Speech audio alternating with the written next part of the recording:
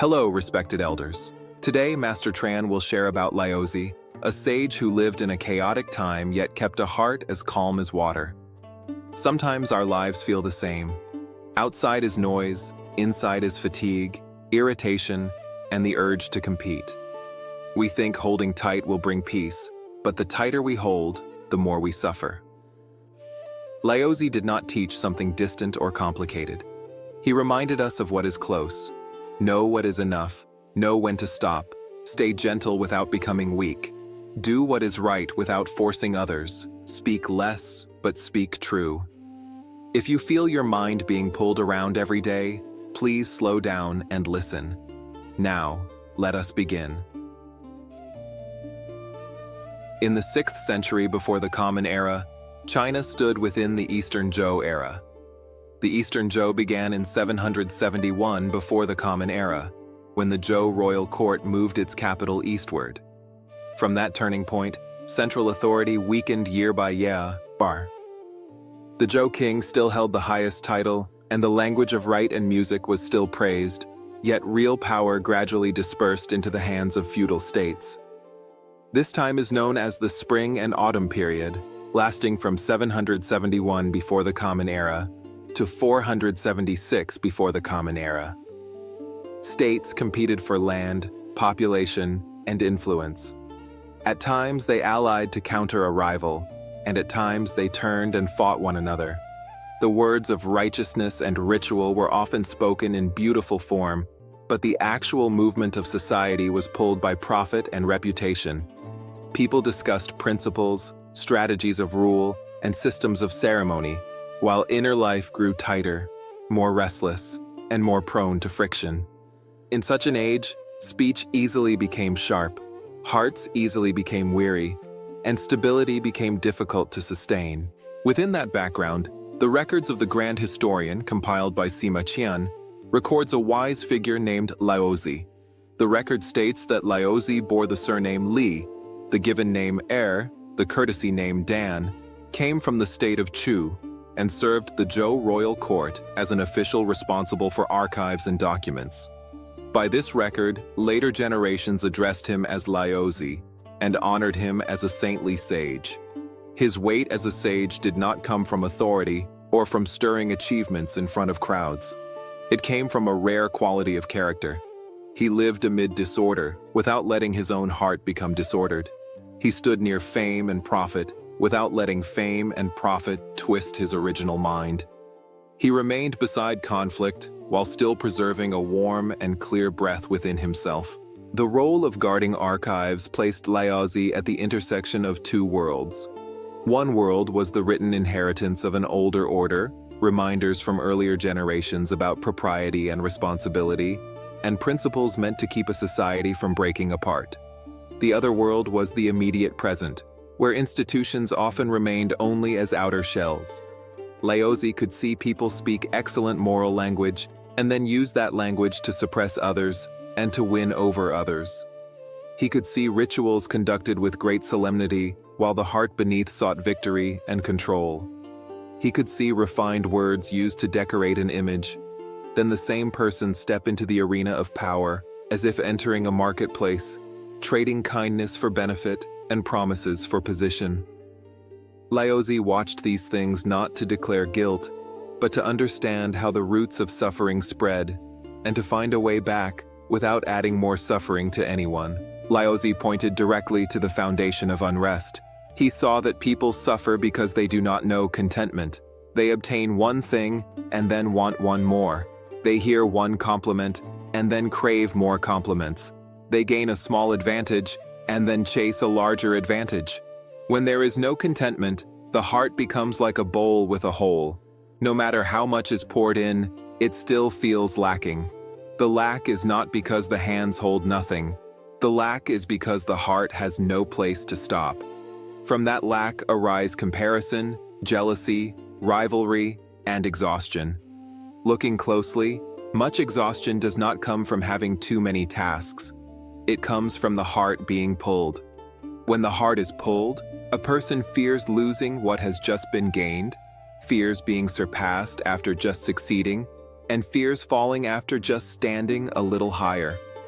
Suffering lights first within the mind, then spreads into relationships, and finally spreads into families and society. For that reason, the sage's teaching stays close to ordinary life. Laozi taught that the one who knows contentment is truly rich. Contentment is not denying effort and not withdrawing into passivity. It is establishing a stopping point for craving, so that a person does not turn into someone who forever feels it is not enough. A content person still works, still carries responsibility, still cultivates and builds, but the inner life is no longer pushed forward by endless thirst. A content person is less likely to treat other people as enemies, less eager to prove the self at every moment, and less dependent on display. When the need is smaller, the heart becomes lighter. When the heart becomes lighter, inner heat becomes less. When heat becomes less, speech becomes less sharp. When speech becomes less sharp, the home becomes less tired. When the home becomes less tired, society becomes less tense. A small stopping point in the heart, held over time, can soften a great whirlpool. Laozi also taught that softness can overcome hardness. In the spring and autumn world, many people believed hardness was strength. The sage saw that what is too hard breaks. Dry wood snaps. A person who is too hard becomes brittle. A heart that is too hard quickly gives rise to anger. Words that are too hard injure others. A society that is too hard stores up resistance. Softness here is not weakness. It is the softness of wisdom and compassion. It is listening before judging. It is yielding at the right time so that both sides still have a path to walk. It is lowering the voice so that another heart is not crushed. It is slowing one step so that harm is not multiplied. A soft person is not soft because of fear, but soft because of understanding. Each additional wound lengthens suffering. Each reduction in pressure increases the possibility of turning back. From this, the meaning of non-contention becomes clear. Non-contention is not allowing oneself to be trampled and not allowing wrongdoing to spread. It is refusing to turn every matter into a competition that feeds the ego. When ego grows too large, people speak in order to win and act in order to overpower. They push others into corners, and finally, they themselves become imprisoned in resentment. Such victory is only external. Inside, it is defeat, because the heart becomes muddy. The sage holds a different priority. The sage first keeps the heart clear and also refuses to drive other hearts into despair. Some matters must be spoken plainly, and the sage still speaks. Yet the speech is awake, gentle, and leaves room for transformation, rather than closing every road. Then comes non-forcing, often called Wu Wei. Wu Wei is not doing nothing. It is not refusing responsibility. It is not abandoning effort. Wu Wei is not doing wrong, not doing too much, and not acting against the natural way. In that era, many people believed that social disorder required strict restraint, heavy pressure, and deep interference. The sage saw the reverse. The more people are oppressed, the stronger the rebound. The tighter the ring, the stronger the resistance. The more violence is used to handle problems, the more resentment accumulates. When resentment accumulates, it eventually erupts. And after eruption, people pay the cost with pain. Wu Wei means doing what must be done, yet doing it with measure, with timing, and with a clean heart. With measure, there is less harmful reaction. With timing, people are not driven to desperation.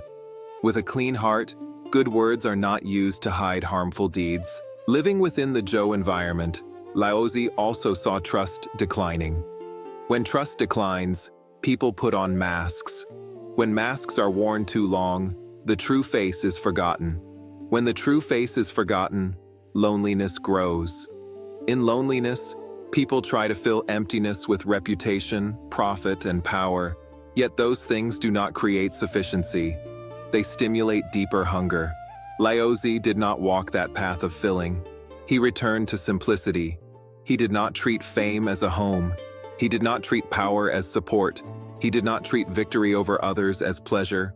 He kept a quiet life so that he could hear the heart, so that he would not be dragged by the tides of crowds, and so that he would not be blinded by the heat of the age. Because of this, the sage's kindness is understood rightly.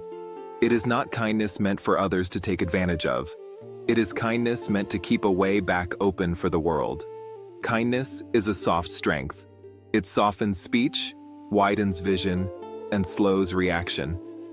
With less heat, there is less injury. With less injury, relationships break less. With fewer broken relationships, life gains steadiness. That steadiness does not mean the world has no problems. It means the heart knows how to meet problems without adding fuel, without adding anger, and without using greater harm to solve what stands in front of it. The strength of Laozi, in the end, rests in self-restraint.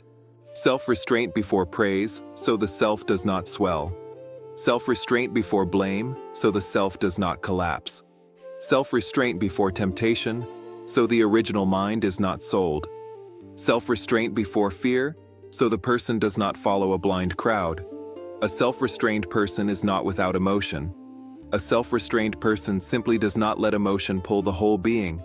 Such a person pauses before speaking, looks back at the heart to see whether it is hot or gentle, and asks one question: will this sentence pierce another person? Will this action increase suffering? When this question is held steadily, many events are saved before they go too far and hurt too deeply. In a time when everyone wanted to climb upward, Laozi chose to guard. He did not guard possessions. He guarded the heart. He guarded the heart so it would not become chaotic before gain and loss. He guarded the heart so it would not become sharp before victory and defeat. He guarded the heart so it would not become dry and hard before right and wrong. He guarded the heart so that compassion could still arise within human affairs. When compassion remains, a way back remains. Many imagine that cultivation requires leaving ordinary life. The sage revealed a harder and more useful path. It is to live in the marketplace without losing goodwill, to stand beside power without losing humility, and to keep a steady breath between praise and ridicule. Looking back at Laozi's appearance, a clear chain of causes can be seen. The Eastern Zhou declined. The spring and autumn world became turbulent. Hearts became restless and grasping. Society was pulled by fame and profit. Within that current, a sage stood among the Zhou archives, saw that disorder begins with inner disorder, and pointed to a healing way. Contentment restrains craving. Softness dissolves hardness. Non-contention protects relationships. Wu Wei prevents reckless harm. This way does not promise to change the world overnight. It changes what is most fundamental, the way a person sees the world and the way a person sees the self. When an individual changes, a family changes. When families change, communities change. When communities change, society changes. The sage does not push. The sage nourishes the heart over time. Laozi did not teach people to become lofty and unreachable. He taught people to suffer less. Less suffering for oneself, less suffering for others, less suffering within the home, less suffering within society. This is the virtue of a sage. Like water, it nourishes all things. It does not shout, it does not boast, yet it sustains for a long time. From this foundation, the story continues through meetings and turning points, through decisions and journeys, until the teaching becomes a gentle mirror. In that mirror, people see where they run, where they compete, where they cling, and they learn to stop, to turn back, and to bring the heart home to clarity and kindness. From that foundation, the story does not remain at the level of commentary about the age. It moves into a concrete life, into the days when Laozi stepped more deeply into his duties within the Zhou court, where words lay still on bamboo slips, while gossip and intrigue ran like wind through the corridors. He served as a minor official responsible for archives and stored texts. The post was quiet. It brought no loud applause, no feats to display, no glory to parade. Yet it placed him exactly where a dynasty most clearly reveals itself. At the desk of paperwork, at the shelves of records, at the point where decisions are written in ink and then enforced with power. The archive of Zhou was not merely a room for documents. It held the memory of rights, the memory of standards and principles, and the old reminders about how to govern, how to serve as an official, and how human relationships can remain intact rather than collapse. On some days, Laozi opened an older record and read that those who hold authority must know shame, know restraint, and know how to care for the people as they care for their own body. On that same day, he might receive a new decree, written with neat characters and dignified phrases, yet designed to give a righteous appearance to some pressure placed on the weak, or to shift responsibility away from those with influence. He could see the gap clearly. That gap is what exhausts human hearts. People do not suffer only from hunger and cold. They also suffer when they witness right and wrong bent out of shape, when they hear beautiful words and cannot feel any goodness beneath them, when forms still stand but virtue has grown thin. In the court, there were debates that sounded highly principled. One person spoke for the state, another spoke for the people, another spoke for ritual, another spoke for order. But the longer Laozi watched, the more he saw a different word hiding behind the elegant language: advantage. Advantage was not always money. It could be position, authority, faction, reputation. Once advantage entered the room, speech changed color quickly. The same matter that was condemned yesterday could be praised today. The same person applauded as upright yesterday could be mocked as stubborn today. The same principle was raised like a banner when useful and put away like a crime when inconvenient. Laozi was not surprised. He understood this as the karma of an age addicted to winning. Yet he still felt sorrow, because each time right and wrong were twisted, trust was worn thinner, and when trust thins, a society cracks in silence. For this reason, Laozi spoke less and less in noisy places. It was not because he lacked understanding. He knew that too many words easily become additional blades. In that era, a sentence spoken in the wrong place could pull someone into conflict, could cause an innocent person to be harmed, could be seized by one faction as a weapon against another. Laozi did not want his words to become firewood. He chose to let his words become water. Water does not ignite. Water cools. Water looks soft, yet with time it can wear stone. He formed a habit of observing his own heart before opening his mouth. He asked himself whether the words he was about to speak would increase suffering or reduce suffering. If they would increase suffering, he stopped, even if he believed he was correct. If they would reduce suffering, he spoke, even if briefly. This was compassion joined with wisdom.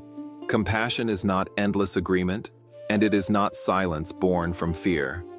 Compassion keeps a path of return open. If someone had gone astray but could still turn back, he spoke a sentence that helped them turn. If someone was already burning with anger, speaking at that moment would only feed the flames, so he waited until the heat fell and then spoke. Laozi lived by this measure day after day. He did not need others to confirm it, because his own heart knew. In the archive, two kinds of people came to Laozi most often. One kind were officials who wanted to cite documents to justify what they had already decided. The other kind were young scholars newly entering government. They still carried some ideals, but dust had already begun to settle over their faces. They came because they were confused. They saw people outside speak one way and act another. They saw kind people pushed back while clever people were pushed forward. They wanted to live uprightly, yet they feared being crushed. They asked Laozi how to keep the way in a place filled with blades. Laozi did not answer with a long sermon. He returned to a root. First, govern yourself. To govern yourself is to govern the mind that wants to win, the impulse that wants to stand above others, the habit of craving other people's approval. A person who has not governed themselves and then tries to govern others is like someone with dirty hands trying to wash others clean. The more they wash, the more filth spreads. A person whose mind is chaotic and then tries to pacify the world is like using chaos to cure chaos. You may suppress one corner and ignite another, because the source of disorder still lives inside. Laozi placed his hand on the real wound.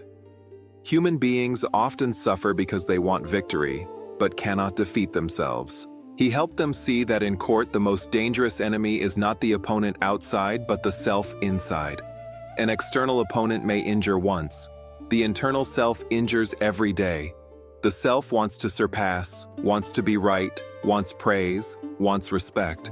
When that self rules, people easily use reasoning to press others down, use moral language to bind others, and use authority to force others. When forcing becomes habit, compassion dries out. When compassion dries out, the road back disappears.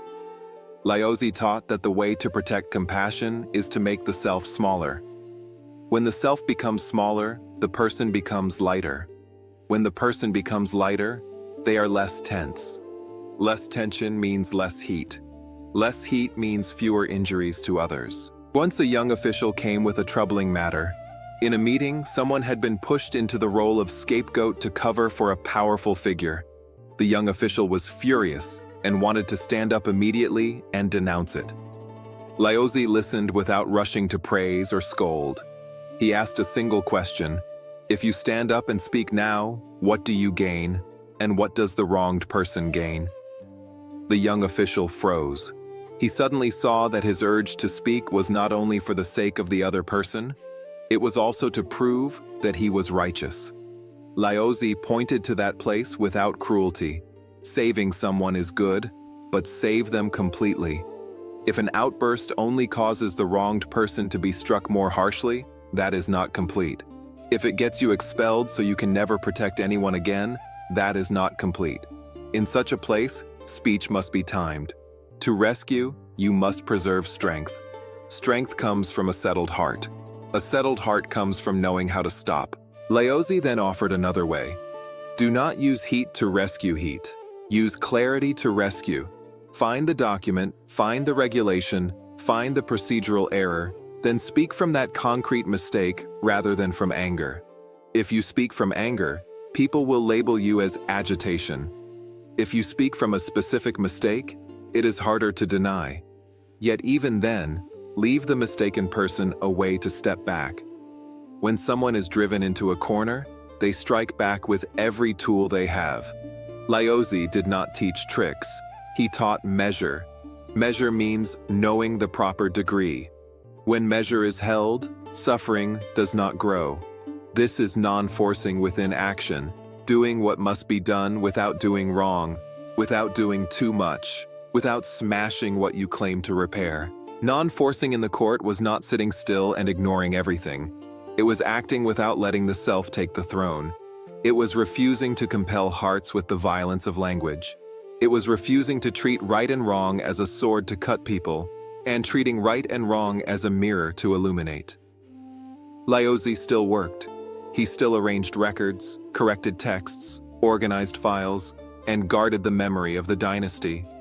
But he did not allow the collective anger to drag him away. He knew that if even one person could hold steadiness, one portion of disorder already decreased. Disorder does not live only outside, it also lives inside. When the heart has one less portion of disorder, the world has one less spark. In his daily work, Laozi also saw how easily words could be abused. Change one character and the meaning changes. Add one sentence and responsibility shifts. Some people were so skillful with writing that readers thought it fair, while in truth it was tilted. Laozi did not turn himself into a hunter of faults. He held one principle. Words should serve what is true, not serve what is cunning. He clarified vague places so they could not be exploited. He made twisted places straight so they could not be bent. He did this without needing praise, because he understood that virtue often hides in small tasks. When virtue can be kept in small tasks, great tasks gain a root. The closer he was to texts, the farther he was from gossip. Farther did not mean escaping reality. It meant refusing to let gossip live inside his heart. Gossip hardens the heart. When the heart hardens, every face becomes an enemy. When every face is an enemy, compassion disappears. When compassion disappears, speech becomes stone. Once a stone is thrown, bruises heal slowly. Laozi protected softness. Softness was not weakness. Softness was refusing to let resentment harden into a lump. Softness was still being able to understand that other people were also dragged by greed, anger, and confusion. Understanding did not mean excusing everything. It meant refusing to add another layer of poison. There were periods in Zhou when tension rose high. Messages from the feudal states arrived one after another. Factions shifted. Someone valued today might be discarded tomorrow. In tense times, people tend to tighten everything. They tighten words, tighten the people, tighten officials, tighten laws. Laozi saw the long shadow. The tighter it becomes, the stronger the backlash. Those who are squeezed will search for ways around. Once they find ways around, the court tightens more. The more it tightens, the more people circumvent. The cycle exhausts a society. Laozi reminded those still willing to listen that disorder cannot be cured only by increasing force. Force without virtue becomes violence. Violence gives birth to resentment. Resentment accumulates and finally erupts as disorder. A steadier path is to reduce desire. Reduce the desire to hold everything in one's fist. Reduce the desire to shape people by power. When those who lead want less, people compete less. When those who lead show off less, people envy less. When those who lead do less harm by excess, people fear less. Laozi also knew that the world is not easy to persuade, so he did not force anyone to accept his view. He used his own life as a living mirror. Whoever had the affinity would see. This was the sage's way of teaching, not pulling people with a rope, simply letting them see the road. That road is knowing contentment and knowing when to stop. In court, most people did not know contentment. With one rank, they wanted a higher rank. With one seat, they wanted a higher seat. With one power, they wanted more power. Laozi saw it like a leaking bowl. No matter how much is poured in, it does not fill. The one with the leaking bowl suffers first because there is never rest. As soon as they gain, they fear losing. As soon as they rise, they fear falling. Fear makes people harsh. Knowing when to stop is the way out of that fear. One day, a visitor came who was not an official but a scholar who had once been famous and later lost influence. His heart was full of bitterness. He said the world was unjust, that the bad win and the good lose. He asked whether Laozi still believed in moral principles. Laozi looked at him and said, "Principles have not died. Only human hearts have become tired. When the heart is tired, everything looks dark. People think they are seeking fairness, but in truth, they are seeking victory. When they seek victory and lose, they call it injustice. If they truly seek fairness, they must first be fair to their own heart and see clearly what is pulling it." The scholar fell silent. Laozi continued, "A good person is not someone who is always rewarded. A good person is someone who does not become evil when rewards do not arrive. If the world is cold and your heart also becomes cold, then the world has already defeated you. If others twist and you also twist, then you twist yourself first." The scholar wept. Those tears were not weakness. They were a knot loosening. When a knot loosens, a person can return to goodness. Encounters like this deepened Laozi's understanding. Governing oneself also means governing the impulse to retaliate. When treated unfairly, the heart wants to strike back. When mocked, the heart wants to mock back. When deceived, the heart wants to deceive back. If these impulses are not governed, a person is dragged by the age from one harm into another. Laozi refused that road. He kept a warm breath. Warmth was not letting others exploit him. Warmth was refusing to increase harm. This is real compassion. Compassion does not add to other people's suffering, and it does not allow the self to lose its root.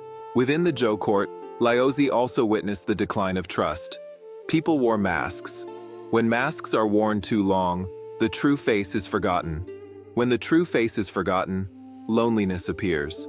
When loneliness appears, people try to fill it with reputation, profit, and power. But the more they fill, the hungrier they become. Laozi did not fill himself that way. He returned to simplicity. He did not take fame as a home. He did not take power as support. He did not take victory over others as pleasure. He relied instead on a life that was upright, soft, and clear.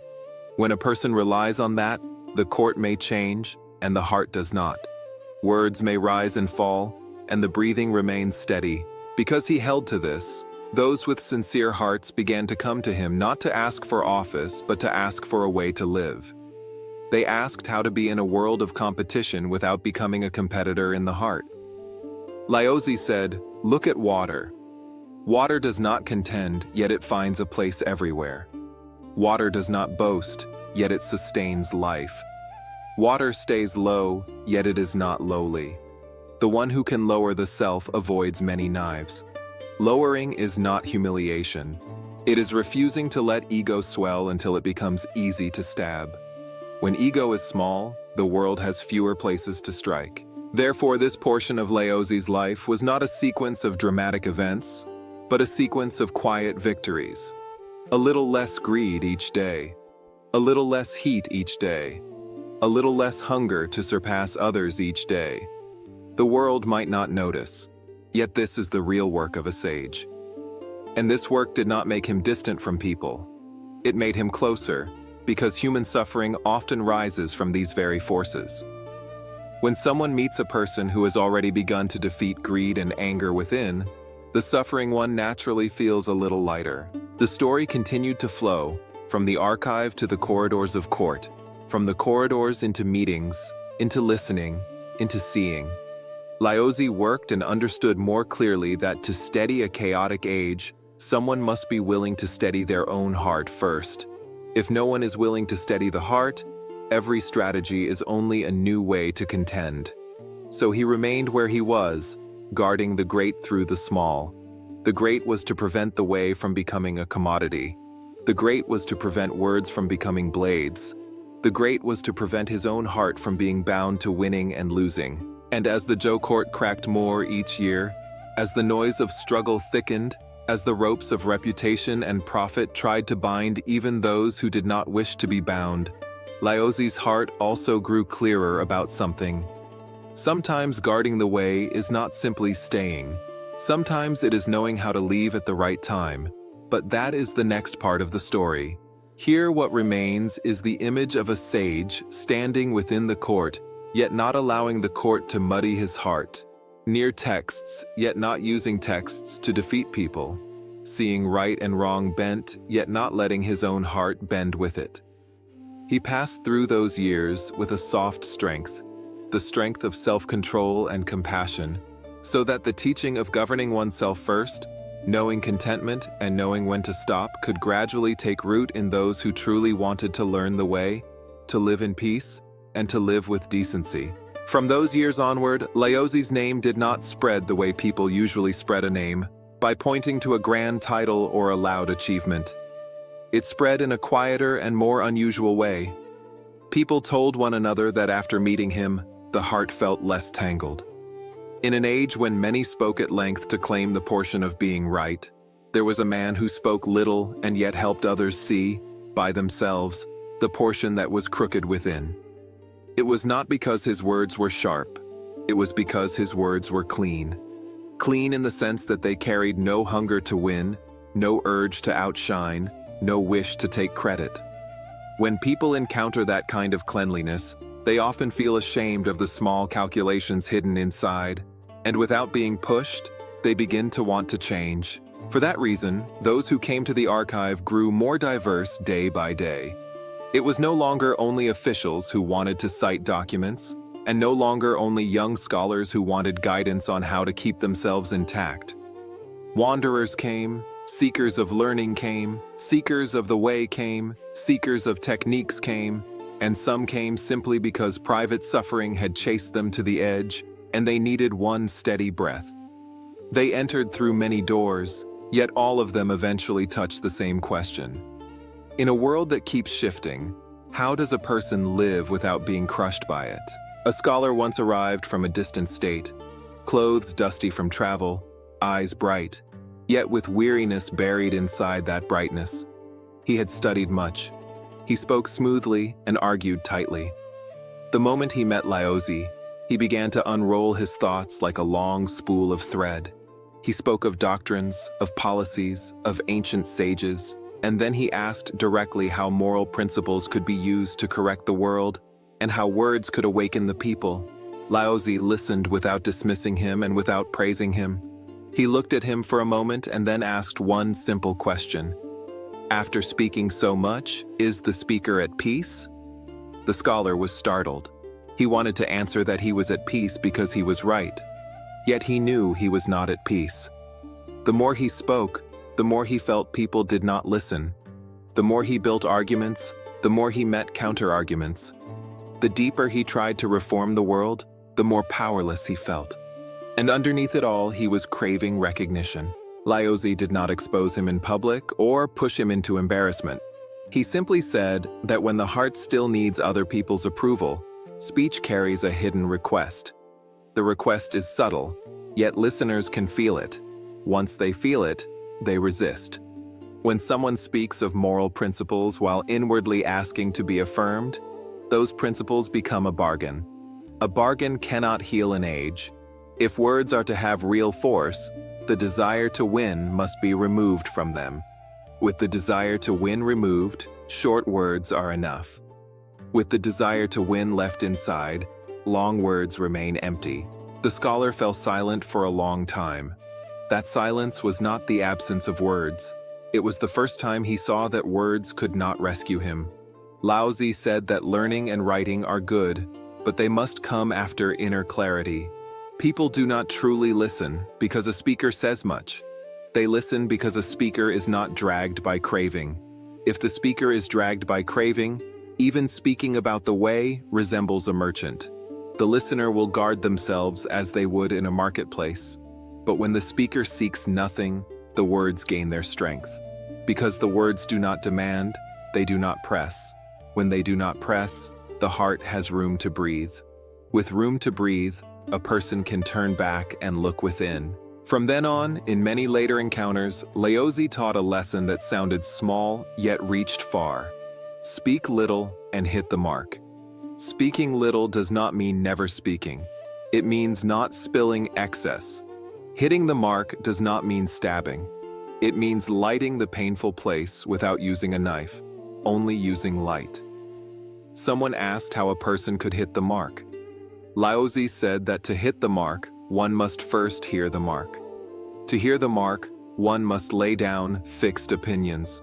To lay down fixed opinions, one must lay down the self. The larger the self, the duller the ear. With a dull ear, a person thinks they understand. Thinking they understand, they cannot stop talking. The more they talk, the farther they drift from what is real. Another visitor came seeking techniques. He had heard that Laozi stayed close to the store of ancient texts and understood the old learning, so he assumed Laozi guarded secret methods that could change a life quickly. He said he wanted to learn how to make others admire him, how to rise without being pushed down, how to hold power for a long time. He called this technique. Laozi asked him a single question: why hold power for a long time? The man answered that he wanted security. Laozi asked again, if the body is secure but the heart is anxious, where is security? The man had no answer. Laozi said that there are methods that lift a person up and methods that drop a person down. If one rises by technique, one fears losing the technique. With that fear, the heart cannot rest. When the heart cannot rest, the body cannot rest. When the body cannot rest, power becomes another form of suffering. The man still pressed for a secret. Laozi offered the simplest and hardest gate: reduce desire. When desire is smaller, fear is smaller. When fear is smaller, one is less easily led. When one is less easily led, one becomes truly free. The seeker of techniques left disappointed because he had not received anything that would make him stronger than others. Yet something strange happened. As he walked away, he felt lighter. Lighter because for the first time he had met someone who did not sell him anything. When nothing is sold, words do not stick like glue. And because they do not stick, they remain in the heart longer. Those who came seeking the way came differently. They did not ask how to defeat others. They asked how to defeat themselves. One said that quarrels at home were frequent, and their own voice heated too easily. Another said that outside, they were often insulted, and their heart always wanted to strike back. Another said that work brought constant worry so heavy it stole sleep. Laozi looked at them as if looking at small boats being slapped by waves. He did not scold the boats. He asked whether they would be willing to throw some cargo overboard. That cargo was not objects. It was the need to be right, the hunger to be praised, the urge to surpass. When a boat carries too many musts, it becomes heavy. A heavy boat tilts even under small waves. He taught contentment and knowing when to stop in a way that stayed close to life. Contentment was not self-deception, and it was not refusing effort. It was knowing what is worth keeping and what should be set down. Worth keeping are kindness, compassion, honesty, and diligence. What should be set down are the wish to be above others, the wish to make others submit, the wish to force the world to turn according to one's personal will. Knowing when to stop was not stopping work. It was stopping the running inside the heart. When the heart runs, the body grows tired, speech becomes sharp, the brow tightens, loved ones suffer first, strangers suffer later. When the running can be stopped, a person naturally speaks less. Speaking less means fewer mistakes. Fewer mistakes means less suffering. A merchant came who was wealthy yet never at ease. He did not boast. He said that the more he had, the more he feared losing it. Fear made him suspect people. Suspicion made him lonely. Loneliness drove him to earn more in order to forget, and earning more only increased fear. Laozi listened and said that this man's suffering did not come from having little. It came from having no stopping point in the heart. The merchant asked how a stopping point could appear. Laozi said to practice stopping a little each day, and to stop at the moment desire first rises. Desire is like a small flame. A small flame is easy to extinguish. A large flame is hard to extinguish. Stopping here did not mean doing nothing. It meant saying, "This is enough, today is enough," and leaving what remains to heaven and earth to nourish. The merchant asked whether this would cause loss. Laozi said the loss is greed, and the gain is peace. The merchant fell silent, and then said that peace was the one thing he had never been able to buy. Laozi looked at him gently and said, "Peace is not bought. Peace appears when one puts down." At another time, two scholars came to debate. One valued form and said that without rules, the world collapses into chaos. The other valued spontaneity and said that too many rules make the world suffocate. Their voices rose, their faces reddened, and the bystanders were pulled into their heat. Laozi did not step in as a judge declaring who was right. He asked them both a single question. Do you want the world to be at peace, or do you want to win? The question stopped them. Laozi said that rules have their place and naturalness has its place.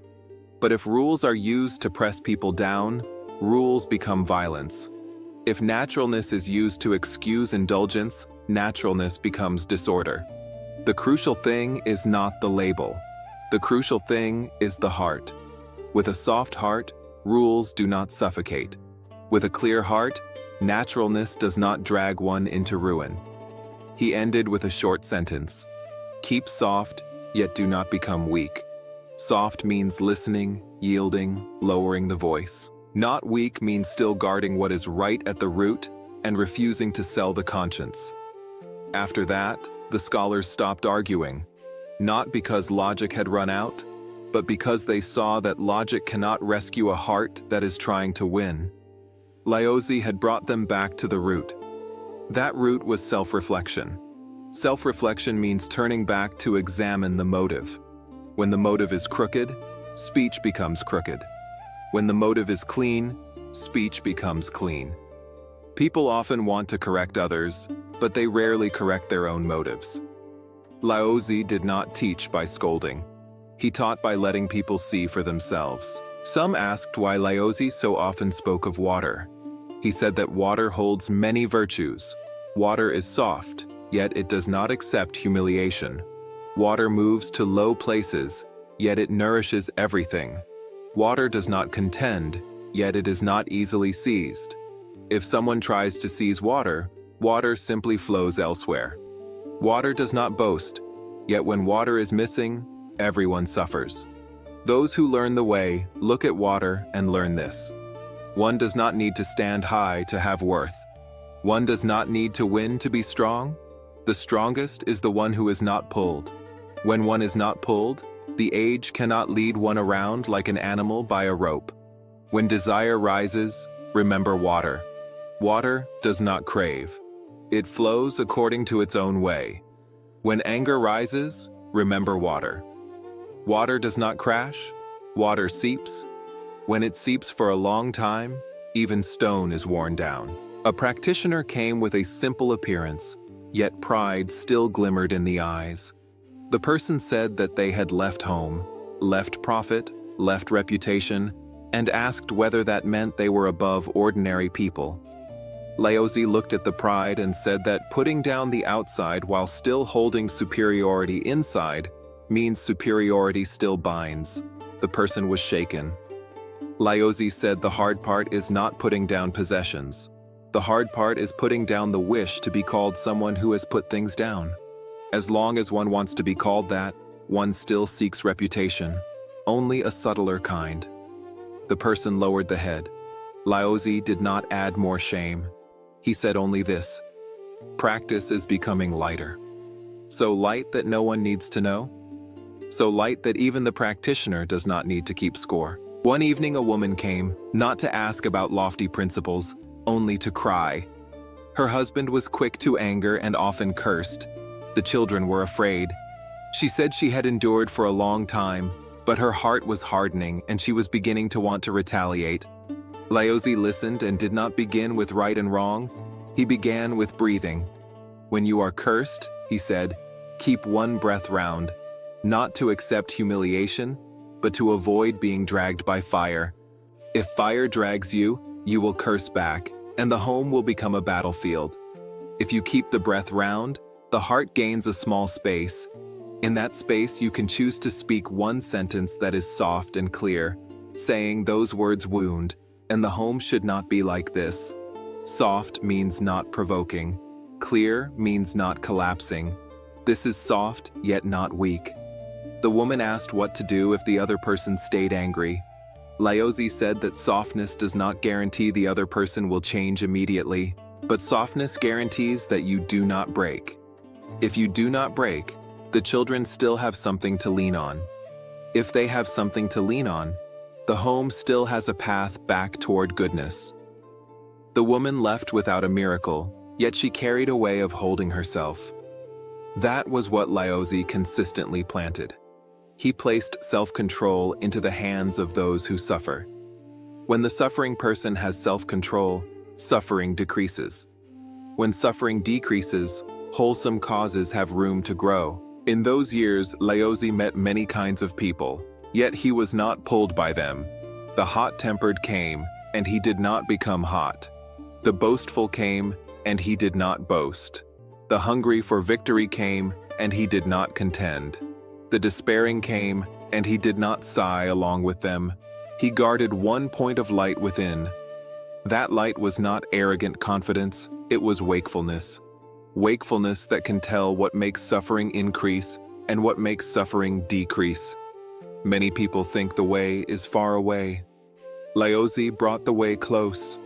One breath before speaking, one pause before acting, one look inward before judging. In these encounters, another quality became clear. Laozi did not teach by piling up knowledge. He taught by taking things away. Taking away excess speech. Taking away the hunger to win. Taking away the urge to control. Taking away comparison. Taking away the habit of thinking one is always right. When these burdens are removed, the heart becomes light. A light heart gives rise to compassion. Compassion harms less. When harm is less, blessings naturally increase. Someone asked whether society would become weak if everyone contended less. Laozi said the weakest society is the one where everyone contends. Contention produces suspicion. Suspicion produces self-guarding. Self-guarding produces cunning. Cunning rots a society. Contending less does not make people lazy, it makes people less poisonous. Less poison is strength. It is a durable strength, not the strength of crushing others. One day, Laozi received a record about ritual forms. He read it, set it down, and looked into a quiet courtyard where sunlight fell softly. He understood more deeply what he had lived for so long. Ritual can guard outer form, but only virtue can guard the heart. Guarding the heart is guarding a country. If the heart is chaotic, more ritual becomes a rope. If the heart is clear, little ritual is enough. So he knew that his work through many years was not to stack rules higher and higher. It was to nourish the soft virtue in human beings. Encounters continued. People arrived and departed. Some heard one sentence and turned. Some listened for years and still did not turn. Laozi did not grow impatient. He knew that conditions have their timing. Seeds sown today may sprout quickly, or they may rest under the soil for a long time. If the sower becomes anxious, the seed is dug up and dies. So he sowed with patience. Patience is not suffering through clenched teeth. Patience is knowing timing, knowing season, and knowing that ripening has its own rhythm. In time, what people said about Laozi no longer circulated only near the archive. It reached the ears of greater scholars, those who were shaping paths of teaching for the whole realm. They wanted to see him, not to ask for office, but to speak about the root of governing through the way. Among these invitations there was one with a distinctive tone, from a man who prized ritual and study and believed the world should be corrected through form and instruction. That invitation slowly opened toward a meeting that later generations would remember as a symbol. When ritual stood before the natural way, when outer form stood before the softness of heaven and earth. Before that meeting arrived, one thing was already clear. Laozi had walked through many conditions and met many hearts. Each time he returned people to the same place. Turn back and look within. Know contentment. Know when to stop. Speak little and hit the mark. Keep soft, yet not weak. These words sound simple, but anyone who truly lives them knows they are an entire path.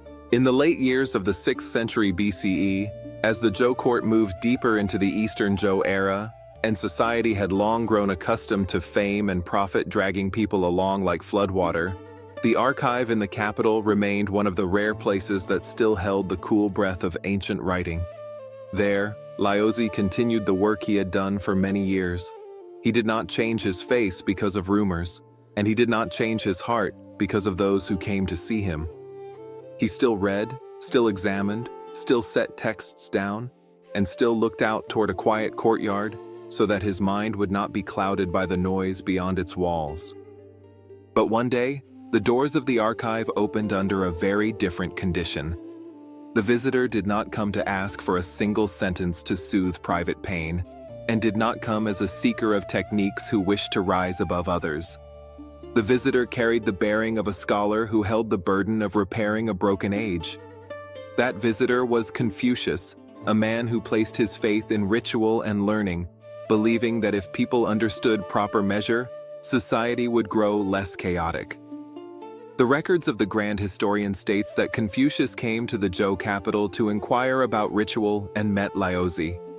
Only one line is written, yet in the context of the spring and autumn age, that line becomes a meeting of deep meaning, because it is a meeting between two paths that both wish to lessen suffering in the world while walking by different methods. Confucius stepped inside with a disciplined stride. His greeting was disciplined. His gaze was disciplined. A person who has lived long by ritual often carries this firmness, because in such a person's mind, ritual is the embankment that keeps the river of human conduct from bursting its banks. Confucius looked around and saw bamboo slips, scrolls of records, and traces left by earlier generations. He felt reverence. He felt gladness at standing before a treasury of antiquity. Yet that gladness traveled with worry. The age had been unsettled for a long time. Music and ritual were fading. Who would pull the realm back toward a straight road? Laozi looked at Confucius without the eyes of judgment. He looked with the eyes of one who has long practiced seeing the root. He saw in Confucius a great aspiration and a sincere wish to rescue people. Yet he also saw a tightness inside that aspiration. It was tight because it wanted to correct the world quickly. It was tight because it believed that if outer form could be restored, people would naturally become steady. Laozi did not deny him at once. He simply opened a way for a deeper look. Confucius went straight to what he sought. He asked about ancient ritual, about how those above should be above and those below should be below, about how order could be used to treat disorder. He spoke like someone carrying a map, believing that if the proper markers were found, the lost crowd could be brought home. Laozi listened to the end. He did not cut in. He let the visitor speak until the tightness of that faith revealed itself. Then, Laozi asked a question that was not long. You want to establish ritual to save the world. In your own heart, what is saving you? The question did not touch ritual. It touched the mind. Confucius paused. This was not a matter of rules. It was a matter of motive. Confucius replied that he wished to save the world and return peace to the people. Laozi nodded gently, acknowledging the goodness of that intention. But he continued, to save the world, first learn not to make the world more weary. Some people, in the name of saving the world, speak too much, press too hard, tighten too harshly, and thereby make human hearts more afraid, more resistant, and more exhausted. If ritual becomes a rope, suffering increases. If ritual becomes a reminder that helps people correct themselves, suffering decreases. The key is not how many ceremonies are arranged. The key is whether the one who uses ceremony has virtue. Laozi said that the ancients have passed away, their bones turned to dust, leaving only words. Those old words are precious, but if a person clings to words and forgets the heart, it is like using what is dead to treat what is alive. The living will not accept it. The living will react. So anyone who learns ritual must learn the spirit of ritual, not only the shell. The spirit of ritual is to help people know when to stop, know reverence, know how to yield, and know how to place others within the heart. Without that spirit, ritual becomes mere form. Form becomes a weapon. A weapon becomes the source of new disorder. Confucius listened. He kept his firmness, but a movement appeared in his eyes. Confucius was not narrow. He loved learning. He came to ask, which meant he already knew he still lacked something. Laozi saw that love of learning and pressed one step further. Wide learning easily gives birth to pride, because the more one knows, the more one sees how little others know. When one sees others as small, speech can, without intention, become a whip. A whip strikes the face, and people resist. Once people resist, one's moral teaching becomes contention. To wish to end disorder while planting fresh contention is to ensure disorder will not lessen. Laozi did not teach Confucius to abandon ritual. He taught him to place ritual in its proper position. Ritual is a means, not the final aim. Ritual can guard boundaries, but ritual cannot replace the softness of the heart. Human suffering does not arise only because rules are missing. It arises because the mind has no stopping point. When the mind has no stopping point, the more rules there are, the more people search for loopholes. When the mind has a stopping point, few rules are enough because people feel shame before their own wrong. That stopping point is born from virtue, not born from coercion. Confucius asked how virtue could be established in the realm. Laozi answered that virtue is not built the way a wall is built. Virtue is nurtured the way water is nurtured.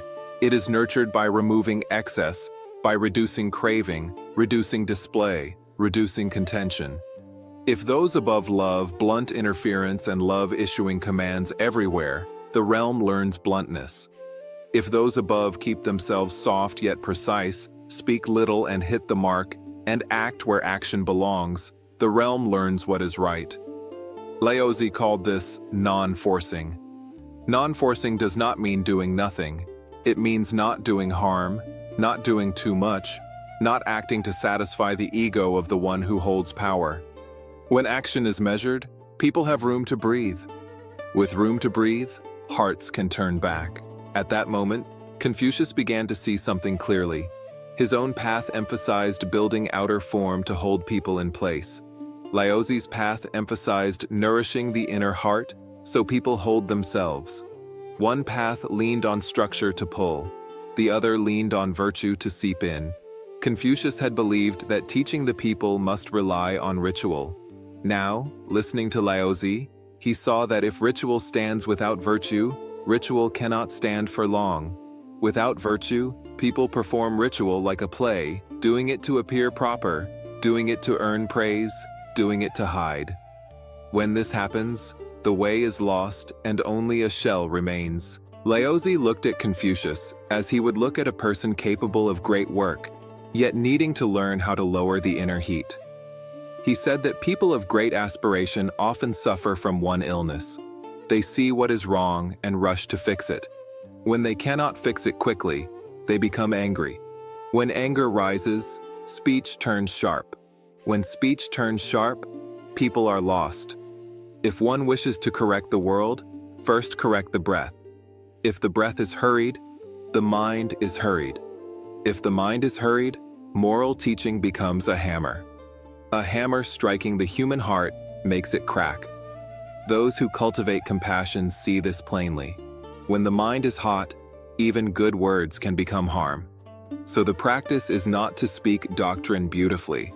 The practice is to keep the mind gentle so doctrine does not turn into a blade. Confucius listened and asked further about how to treat people. Laozi repeated what he had taught to many.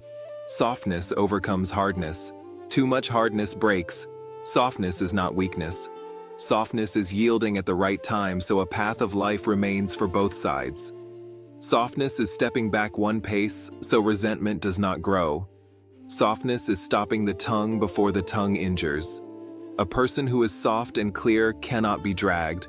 A person who is hard and heated harms himself. In that meeting, Laozi never insisted that he was right and never demanded that Confucius follow him. He simply shone light on the root of suffering. In that age, suffering grew from contention. Contention produced suspicion. Suspicion produced self-protection. Self-protection produced cunning. Cunning broke trust. When trust breaks, ritual becomes only a curtain. To heal the age, the mind that hungers to be above must be healed first. Those who cultivate the inner life recognize the same pattern. Craving brings suffering. Anger brings suffering. Confusion brings suffering. Laozi spoke with the language of the way, yet the root remained the same. Reduce craving, reduce anger, reduce confusion, so the mind no longer thrashes. Confucius rose and took his leave. He remained disciplined, yet his discipline had lost some of its sharp edge.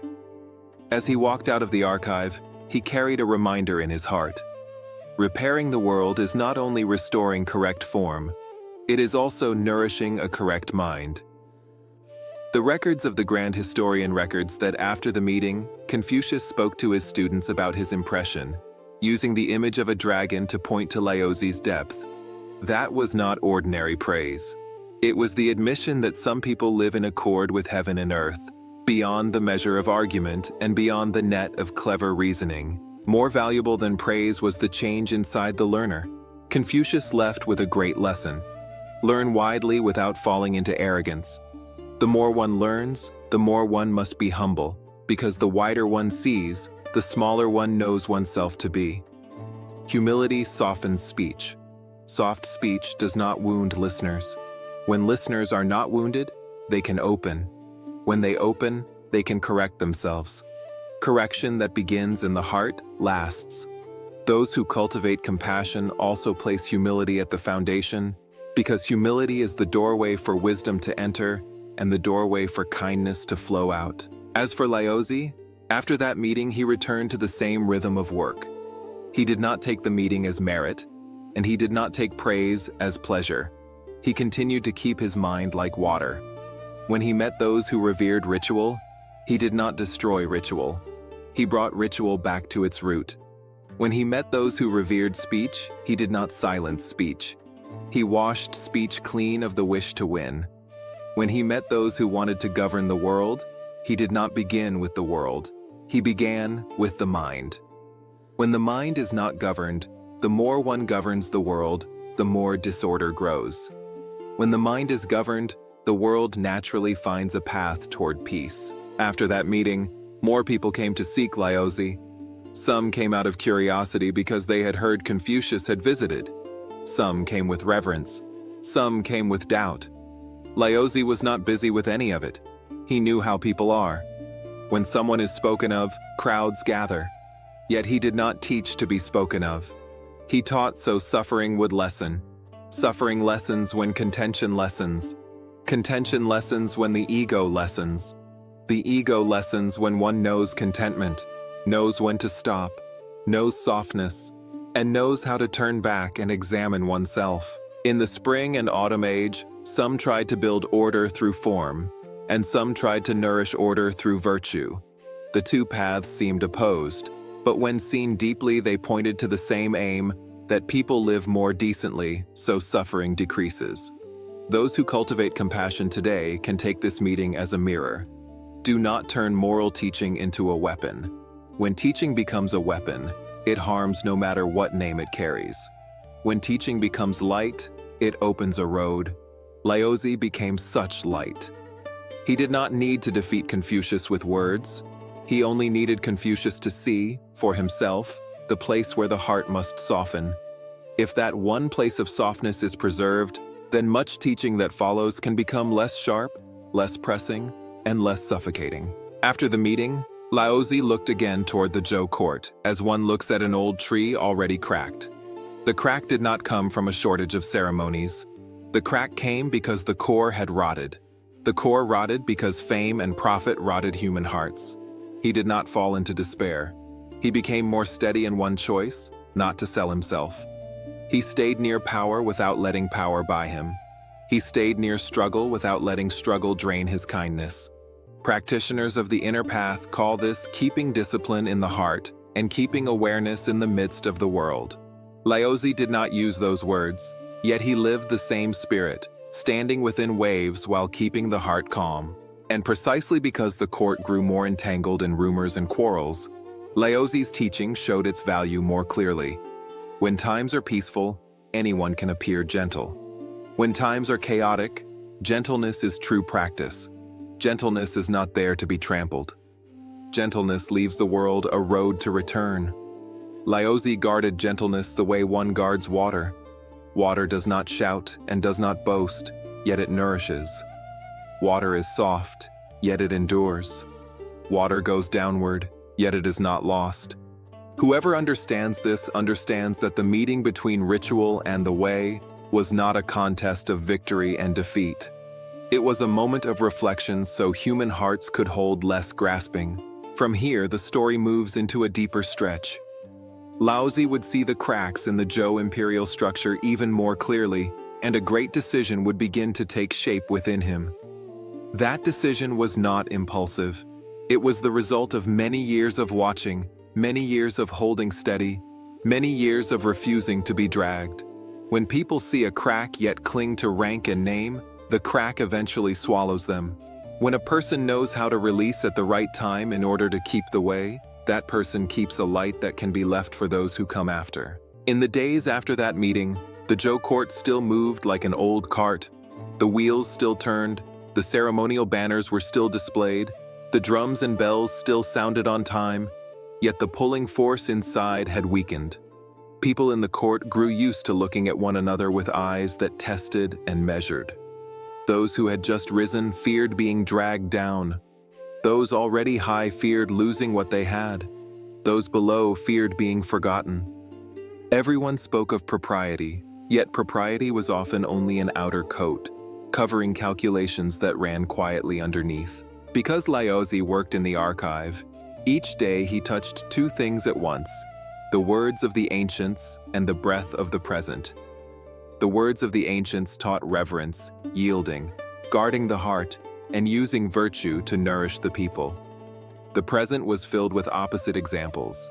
Promises were exchanged for benefit, gratitude was exchanged for factions, petitions became excuses to attack one another.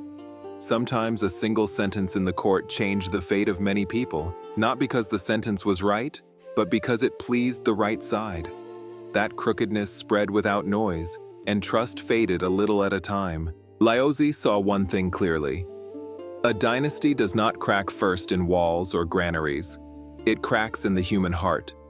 When hearts crack, the strong no longer know tenderness, the weak no longer know trust, the good have no room to breathe, and the hot become hotter. Then the more laws are issued, the more loopholes are hunted. The heavier the punishments, the more resentment is stored. The thicker the sermons, the more tired people become. An age becomes chaotic not because it lacks words, but because it lacks virtue. And the lack of virtue is not because the sky is stingy, but because people have fed the ego until it grows too large. One morning, Laozi was called to a place near the hall. He was not summoned as a great minister to debate state affairs. He was asked to compare certain ritual records for an important audience at court. He walked in quietly, arrived, and stood still. His eyes read the text while his ears heard the back and forth around him. One group wanted to keep the ritual exactly as it was to display power.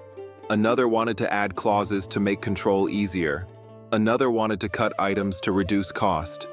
Many opinions overlapped, yet Laozi heard one shared absence. Few asked whether the ritual would make human hearts more settled. People asked whether it would make the court stronger. And that strength was not the strength of virtue, it was the strength of position. Someone offered a very short statement. The realm only needs fear, and it is enough. Another agreed, if the people fear, they are easy to govern. Laozi did not step in with a long argument. He spoke one sentence that touched the root. Fear can make people submit, but fear cannot make people care. Without care, hearts only wait for the moment of weakness to strike back. Those who heard him did not like it, because it ran against the love of control. Yet the sentence remained like a small needle. The needle did not kill. It only made people uncomfortable, because it touched what is true. Laozi left that place and returned to the archive. He was not angry, and he did not look down on anyone. He simply saw more clearly another layer. When power grows weary, it often uses fear to compensate. When people no longer have confidence in virtue, they cling to the whip. But a whip cannot create trust. It creates only silence. Silence gathered for many years becomes a hard lump. When that lump breaks, it breaks with great pain. In those years, many small changes rose in the court. Someone honored yesterday was pushed aside today. Someone ignored yesterday was pulled back today. The reason was rarely talent. The reason was influence. Some could do the work, yet because they refused to kneel in the correct place, they were driven out. Some could not do the work, yet because they knew how to bend at the correct moment, they were lifted up. Laozi watched this like watching clear water being stirred by mud. When water is stirred, it turns cloudy. When it is cloudy, people cannot see the stones, so they step wrong. When they step wrong many times, fear appears. Fear becomes anger. Anger becomes cruelty. The circle runs by itself. No one needs to command it. It still runs. A young worker in the archive came to Laozi. He said he saw injustice. He heard harsh things. He saw good people being pressed. He saw crooked people raising their voices. He wanted to accuse, to tell the world, to force what is right to appear. When he finished speaking, he breathed fast. Laozi looked carefully and asked, "Is the heart hot, or is the heart clear?" The young man answered, "It is hot, but hot because I care." Laozi said, "Caring is precious, but heat makes caring turn into a knife. A knife wounds people, and people resist. When people resist, the heat grows greater. If you want to help people, first guard yourself so you do not become fire. When you do not become fire, then choose your words. Words may be correct, yet if they carry heat, they become wrong. Few words, when clear, become correct." The young man asked whether he should stay silent. Laozi answered, "It is not silence. It is speaking in the right place." Speaking in the right place means speaking where suffering can be reduced, not speaking where opposition will only increase. Sometimes speaking directly saves one person. Sometimes not speaking saves many. Sometimes stepping back protects a long road. The young man was not used to this, because youth often believes that hardness is good. Laozi reminded him, "Strength that is hard will break. Strength that endures is strength that is soft." From the court to the marketplace, the atmosphere also changed. People heard of quarrels among the feudal states, heard of alliances that turned into betrayal, heard of tribute that turned into pressure, and hearts grew more unsettled. When unsettled, people hoard. When hoarding rises, prices rise. When prices rise, the poor suffer. When suffering grows, people become desperate. When life becomes tight, one small spark can be enough. Laozi saw clearly that governance without virtue does not only damage palaces, it damages the stove in common homes. It does not only crack the court, it cracks the bonds within families. Once, a minor official came to Laozi in the archive. He had been assigned to draft an admonition to the people about saving, obeying, and fearing the law. He asked Laozi for advice. Laozi read it and did not correct the wording first. He asked, "Do you care about the people?" The official answered, "I care, but I must be strict." Laozi said, "Strictness without care makes people listen only out of fear. When afraid, they obey in front of you. Behind your back, they resent. When resentment accumulates, the court must spend 10 times the effort to suppress it. If you truly care, use fewer threats and offer more guidance. Guidance is not empty persuasion. It is giving the people room to breathe. When people have room to breathe, they know how to guard themselves. When they have no room, they are pushed into risk." The official asked how the court could give room when resources were limited.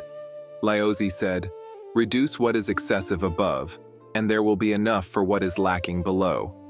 But reducing what is excessive above is difficult, because the excess feeds the ego. To reduce it, those above must know contentment.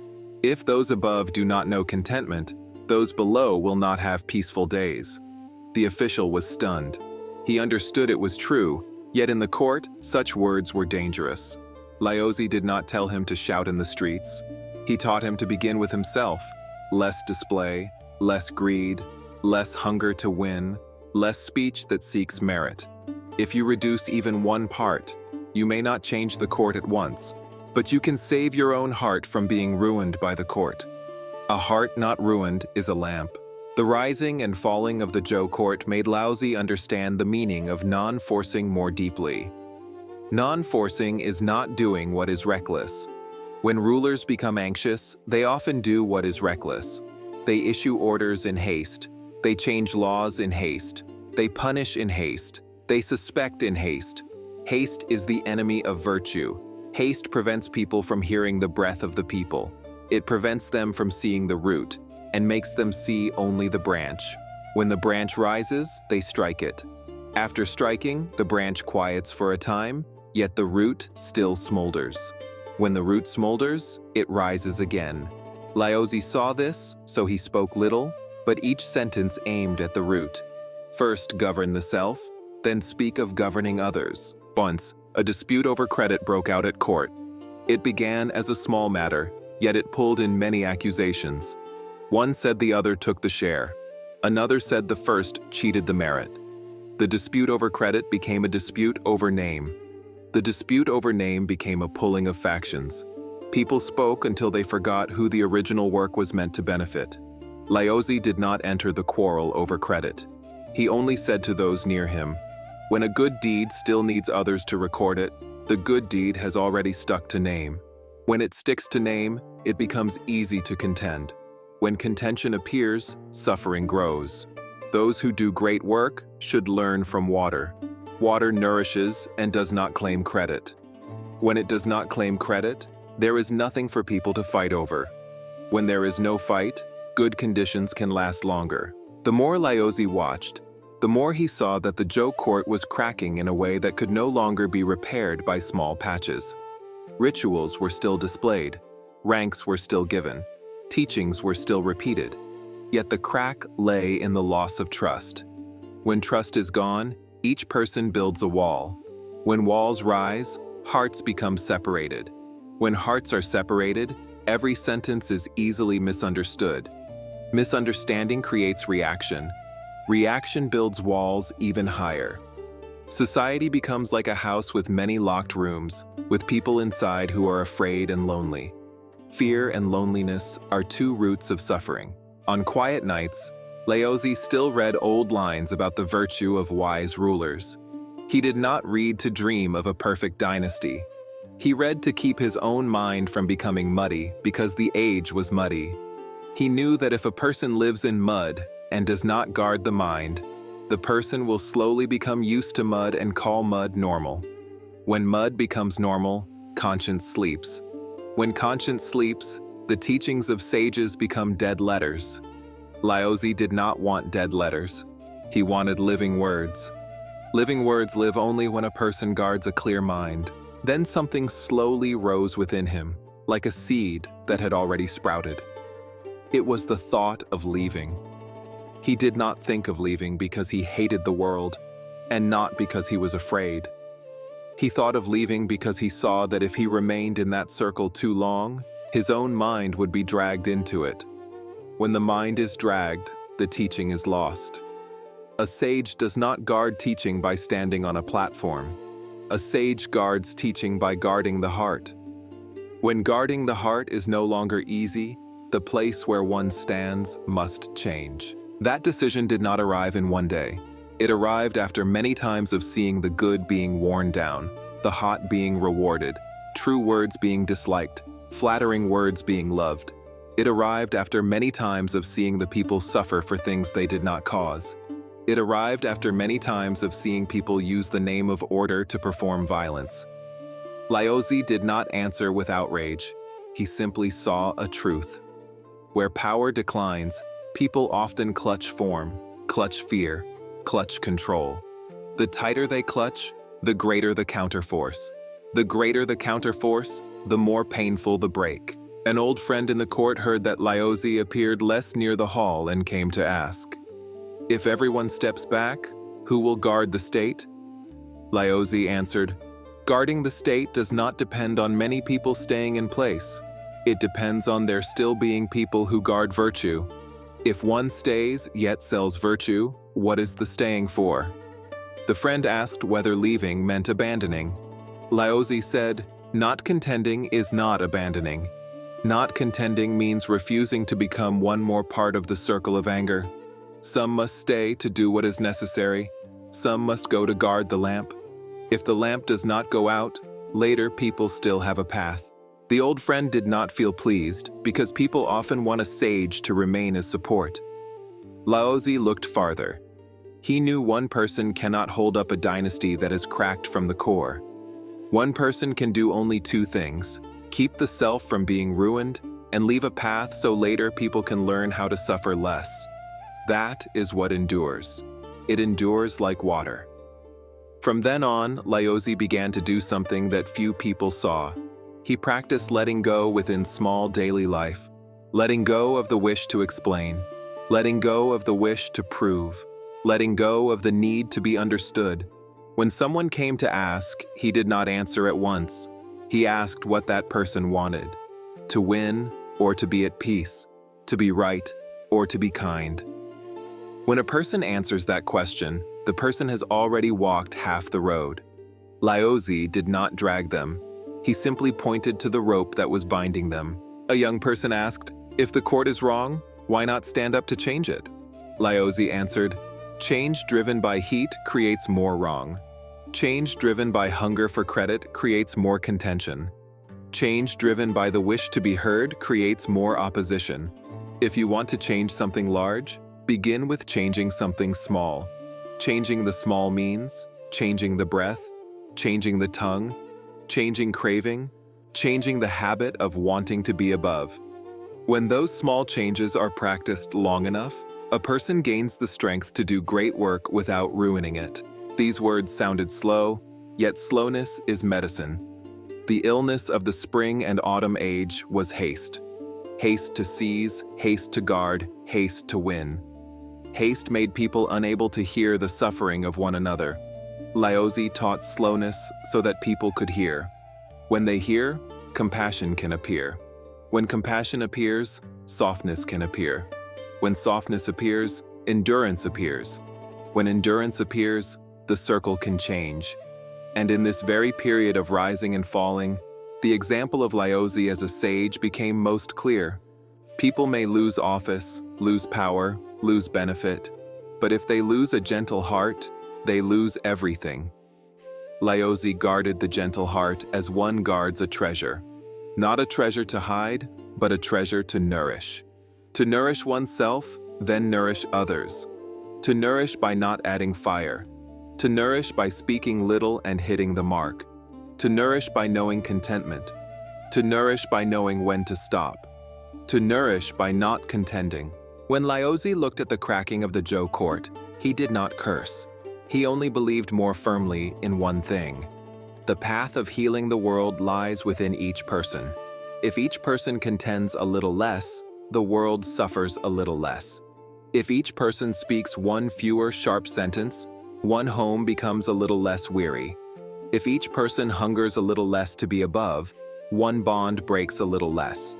A sage does not promise the realm will be peaceful in one night. A sage gives people a way of living so suffering can gradually decrease. Gradual is what is real. From here, Laozi's step toward leaving was no longer a thin thought. It became a decision ripe within him. Yet, before he left, a great condition would still arrive, like a final gate opening in the middle of a tangled world. It was the condition at a frontier pass, where a gatekeeper would see an unusual quality and ask him to leave behind teachings that were brief yet deep. From there, short lines like drops of water would flow through many ages, helping those who are hot to cool, those who are greedy to lighten, and those who suffer to find a road of peace. Some decisions do not arrive like a thunderclap. They arrive like water soaking in. At first, it is only a little weariness. Weariness becomes quiet. Quiet becomes clear seeing. And when seeing becomes clear, a person no longer fights with the self. For Laozi, the thought of leaving came in this way. He did not speak much about it. He did not discuss it with a crowd. He simply held one true thing in his heart. If he stayed longer, the circle of gossip and contention would not only wrap around the court, it would wrap into his own mind. When the mind is wrapped, the teaching loses its pure taste. And when the teaching loses its pure taste, even standing in a high place becomes only a louder voice. The Zhou court still stood, yet the cracks showed more each day. People argued about form, but the break lay in trust. Orders were tightened, yet orders did not give birth to virtue. Punishments grew heavier, yet heaviness did not give birth to compassion. Fear can make people freeze, but fear cannot teach them to return to goodness. Laozi saw this clearly. He understood that at certain times, doing what is right is not forcing oneself to remain in place at all costs. Doing what is right is guarding the mind so it is not twisted.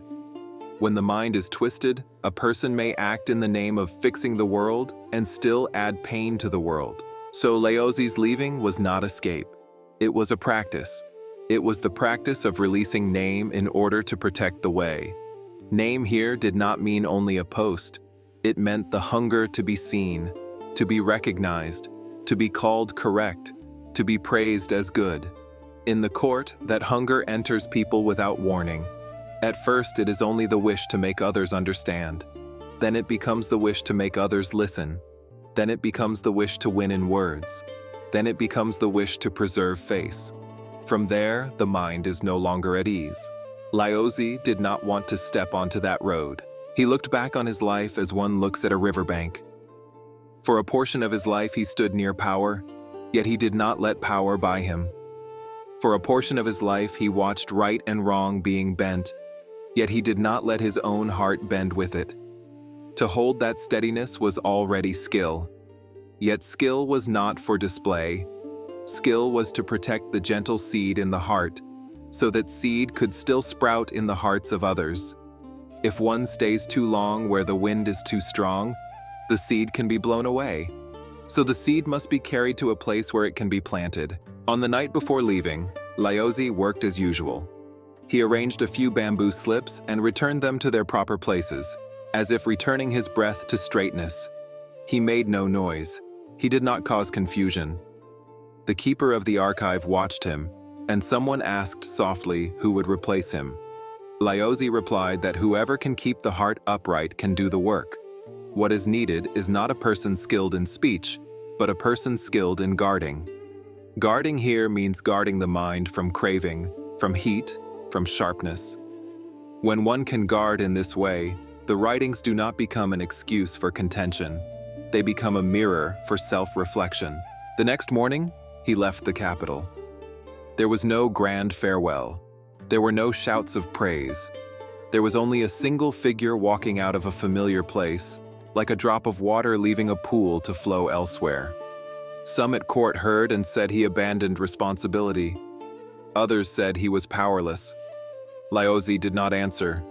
He understood something deep. The words of the world follow what people want to see. Those who wanted to keep him called him a deserter. Those who wanted to lower him called him weak. Yet the way does not live inside those labels. The way lives in whether the heart is still clear. On the road, Laozi did not treat himself as a defeated man. He treated the journey as a return to simplicity, a return to the breath, a return to gentleness. As he walked, he saw scenes that people inside palaces easily forget. Low roofs, a child crying, an old person carrying water, a mother counting rice one grain at a time. These scenes do not require lofty theory. They require one question: how can suffering be less? Laozi saw and knew that suffering becomes less not because people speak more.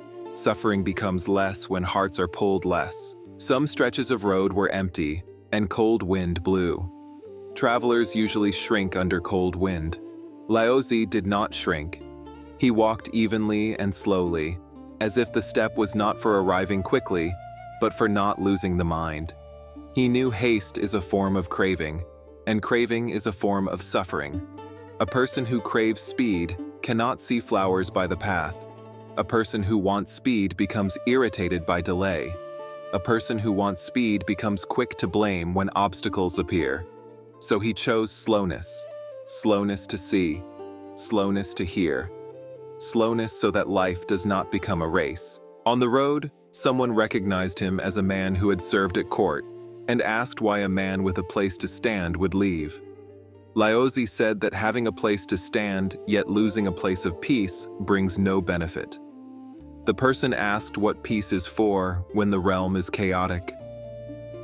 Laozi answered that peace is so one does not add more chaos. Many do not understand this because they believe only rushing in counts as action. Laozi saw deeper. A mind in turmoil entering a great matter can turn a great matter into a great disorder. A mind at peace entering a small matter can turn a small matter into a wholesome condition. Someone else asked whether releasing name means losing. Laozi said releasing is not losing. Releasing is freedom. Losing is being dragged. Releasing is choosing for oneself. When dragged, people believe they are walking, yet in truth, they are being pulled. When releasing, people believe they are stopping, yet in truth, they are stepping into freedom. The listener fell silent for a moment because everyone has been dragged, and few people have ever named it. At times, Laozi also felt regret. Not regret for power, but regret for people. Regret for the good who still remained inside the whirlpool. Regret for the young who were still hot and believed heat was right. Regret for the people who suffered because those above contended. Yet he did not let regret become anger. Anger is oil. Oil poured onto fire makes the fire rise. He kept regret as compassion. Compassion is soft. Softness does not add more wounds. Compassion knows how to help in a way that does not create backlash. As he walked farther, he understood non-forcing more deeply. Non-forcing is not standing outside life. Non-forcing is doing what is right and enough. It is not touching places where the ego wants to touch only so one can be called someone who has done something. Many do good deeds mixed with ego. That ego demands reward, demands praise, demands that others understand. When it does not receive, it becomes disappointed. Disappointment becomes complaint. Complaint becomes withdrawal. Laozi did not want the path of cultivation to become that. He wanted to act without being bound by results. He wanted to plant without gripping. Plant, then let the earth nourish. That is non-forcing. On the road away from the capital, Laozi also met fear. Fear is human. Fear of losing what is familiar. Fear of a long road. Fear of accident. Fear of a life where no one calls one's name. Yet he did not deny fear.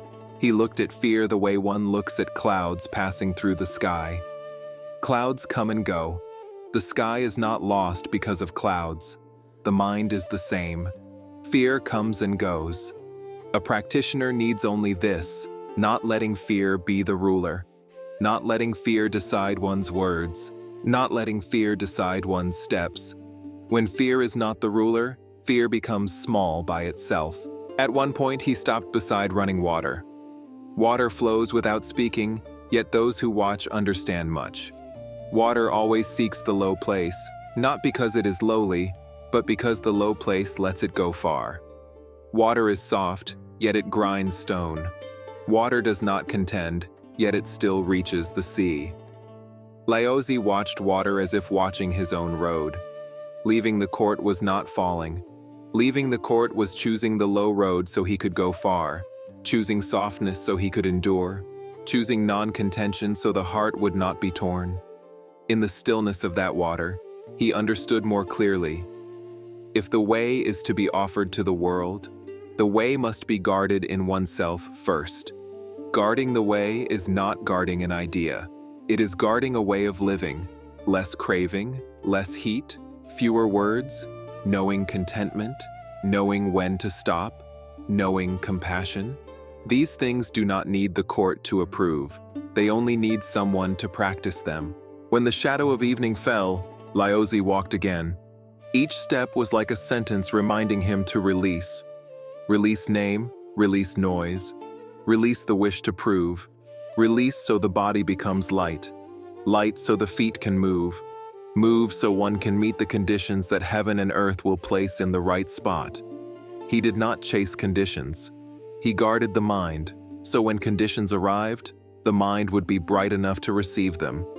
From here, the road would lead him to a frontier pass. There, a meeting would occur that was quiet, yet great. A gatekeeper would see an unusual quality and ask him to leave behind teachings. Laozi would not write long. He would write brief, yet deep, like water. And from that place, short lines would become a boat, carrying countless generations through weariness, teaching the rush to stop, teaching the contentious to soften, and teaching the suffering to return to peace. After Laozi left the capital, the road was not only earth and stone. That road was also the road of letting go, the road of returning, the road walked by a sage who had heard enough of the noise of power and chose to keep silence in the heart. He did not walk to chase the strange, and he did not walk to prove anything. He walked like water. Water does not boast that it moves, yet it still moves. Water does not contend over who is right, yet it still reaches where it must reach. The farther he went from the court, the lighter his breath became, because the heaviest thing had already been set down the moment he stepped beyond the gate. The path led him toward a great frontier pass, a boundary where crowded lands gave way to wide and quiet space. That pass was like a gate in a human life. One side held a world still busy, still full of winning and losing, still full of pulling forces. The other side opened into broad ground, high sky, cool wind, and a silence deep enough to hear the true voice within. At a frontier gate, people usually look at travelers with suspicion because the place requires guarding. Yet the gatekeeper that day, Yin Xi, looked at Laozi in a different way. He did not look only at clothing, not only at baggage, and not only at where a traveler came from or where the traveler was going. He seemed to see a kind of presence, a quality not dragged by dust and craving. Yin Xi had met many kinds of people: merchants, soldiers, scholars, wanderers, people fleeing hardship, people chasing opportunity. Most carried urgency, seeking, fear, and desire. But when Laozi arrived, Yin Xi felt something clear, as if he had met a person who carried stillness. That stillness was not cold.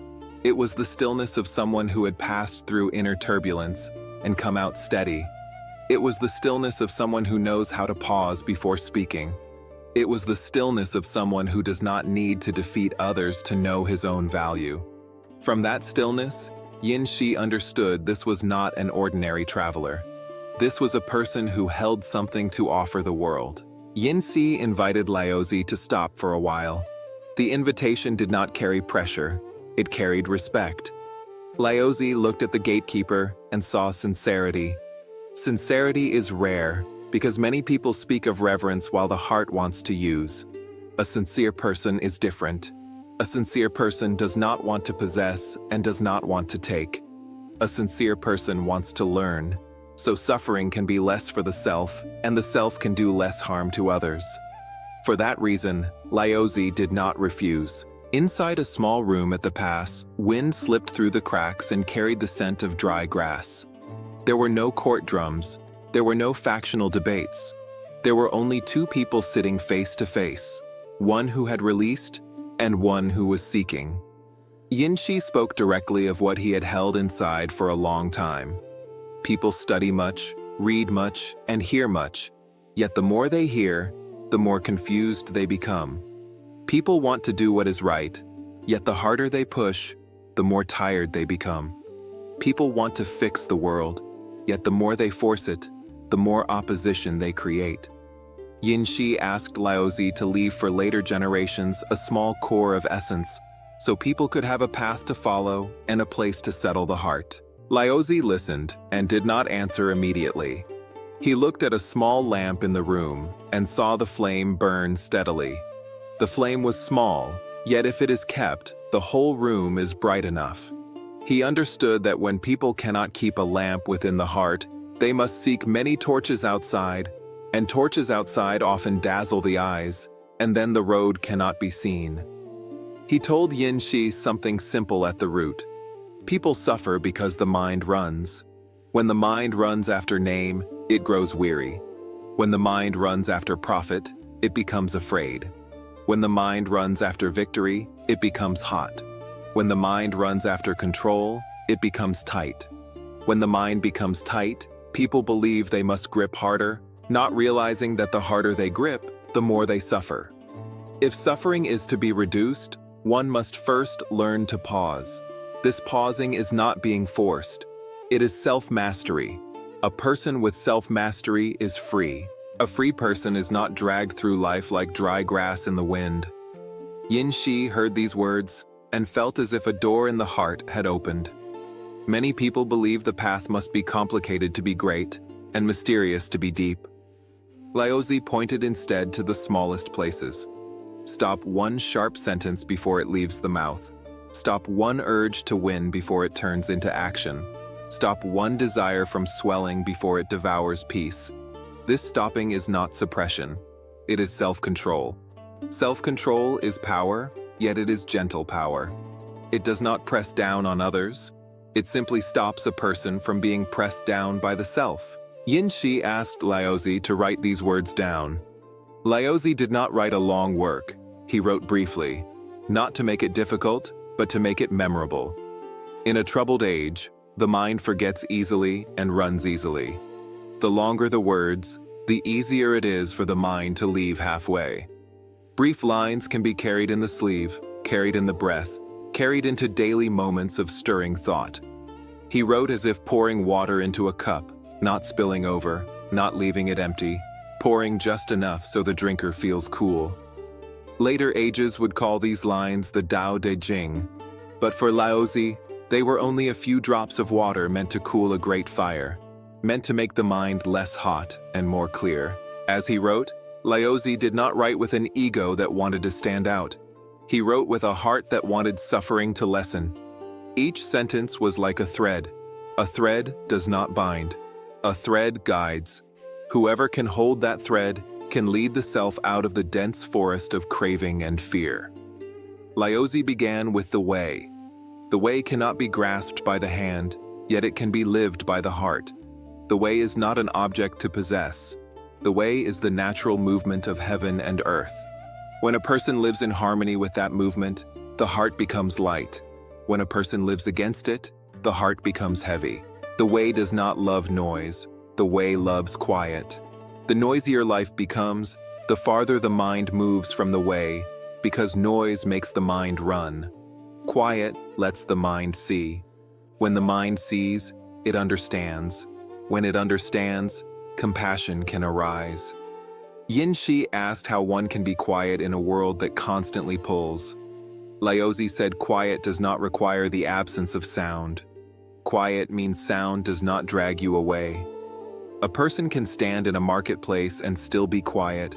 If the person can return to the breath, speak less, keep the eyes gentle, and refuse to use other people's affairs as fuel for the fire within.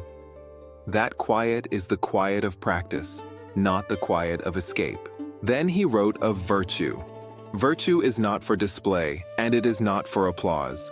Virtue is what helps a person harm the self less and harm others less. A person with virtue knows contentment. When contentment is present, the person does not step on others to gain more. A person with virtue knows when to stop. When stopping is known, the person does not go too far and then regret. A person with virtue knows softness. When softness is known, speech does not become a blade. A person with virtue knows humility. When humility is known, the ego does not swell until it blocks the light within the heart. Laozi wrote many lines about water. Water is soft, yet water overcomes what is hard. Water does not contend for the high place, so water can travel far. Water does not cling to one shape, so water can join all shapes. Water soaks in without boasting, so water nourishes for a long time. Water flows to the low place, so wind cannot break it. When a person learns to be like water, the person grows less tired. Less tired means less hot. Less hot means harming others less.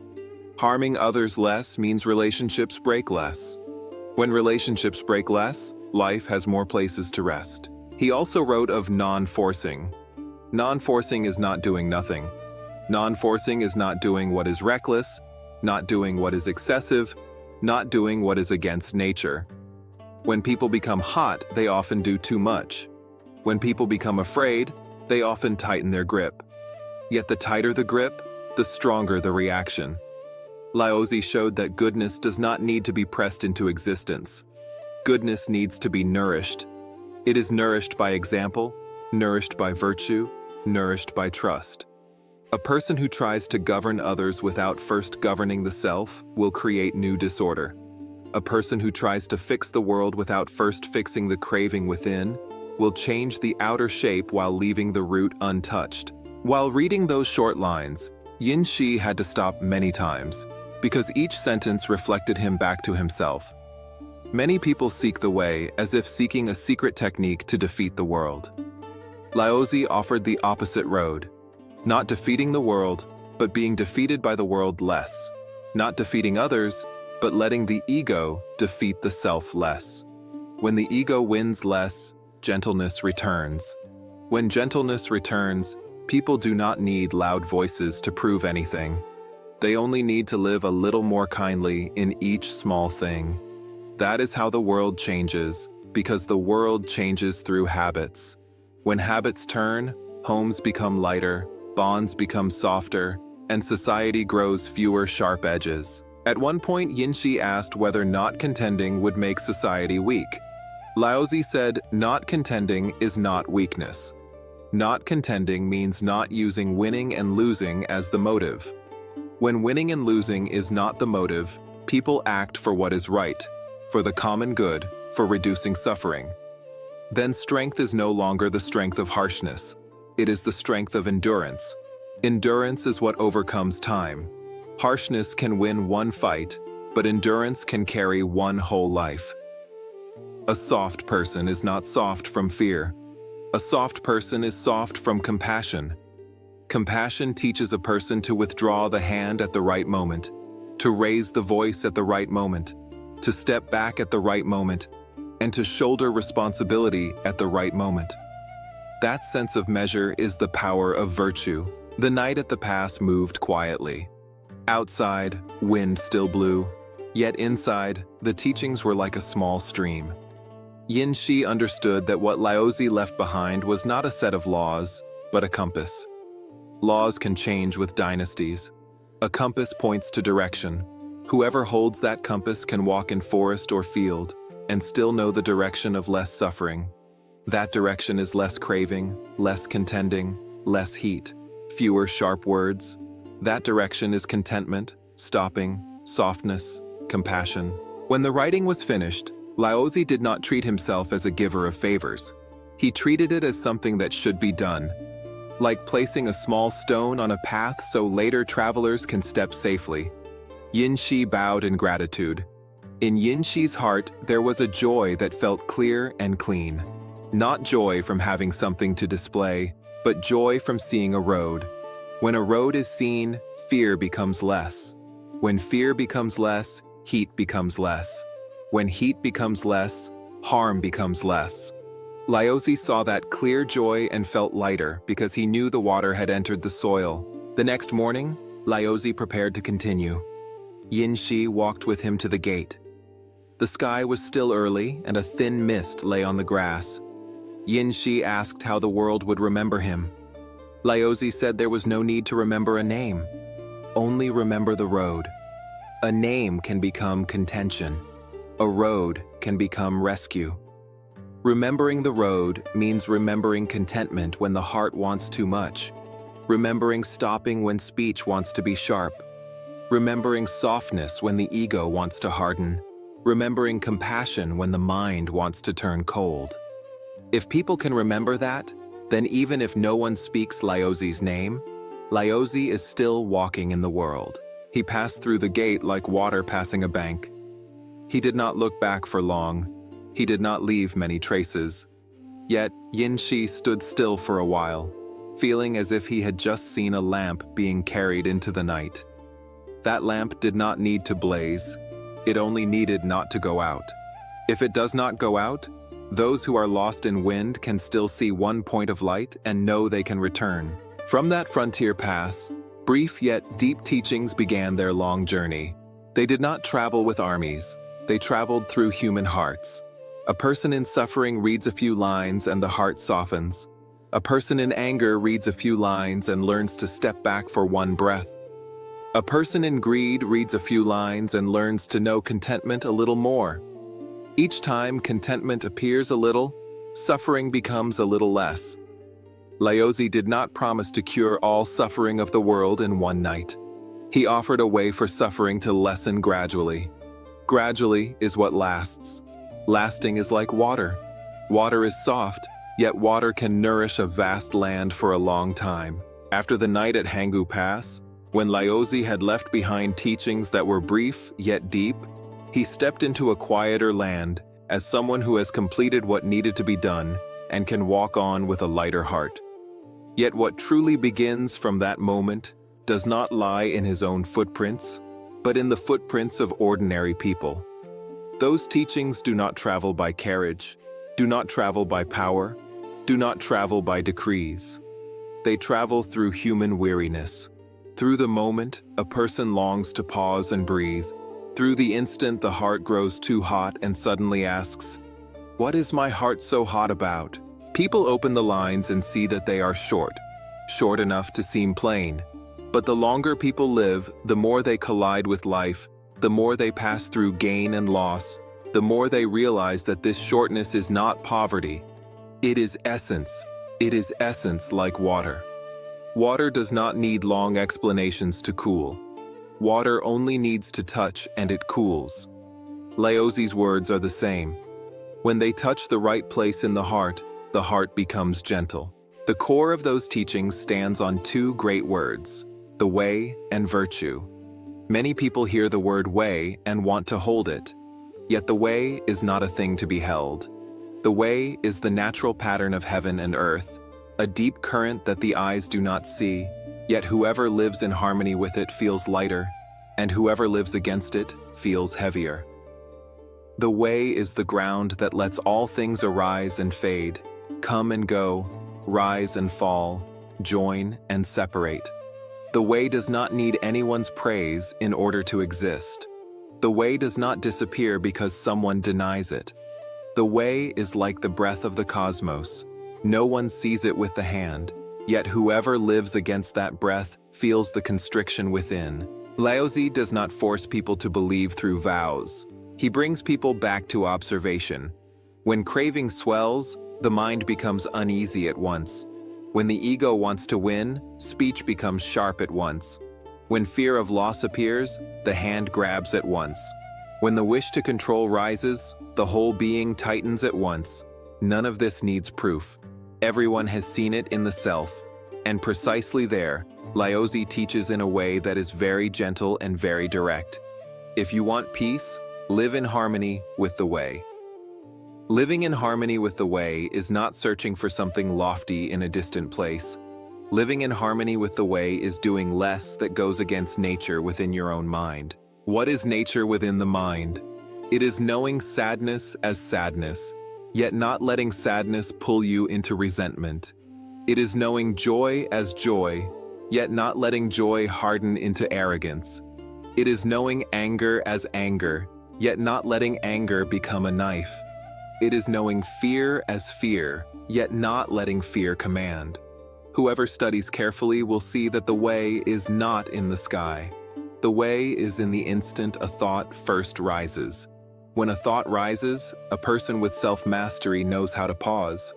A person without self-mastery is dragged along. When dragged along, suffering arises naturally. That is why Laozi speaks little, yet strikes the mark, because he points to the beginning. Then he speaks of virtue. If the way is the shared road of heaven and earth, virtue is the part that a person practices in daily life. Virtue is not for showing off. Virtue is not for trading for praise. Virtue is a gentle strength that helps a person harm the self less and harm others less. A person with virtue does not need to strain. A person with virtue does not need to perform. A person with virtue naturally makes others feel lighter nearby. That lightness does not come from agreeing to everything. It comes from not carrying the thorns of ego aimed at others. Virtue begins with knowing contentment. Knowing contentment does not mean sitting still and doing nothing.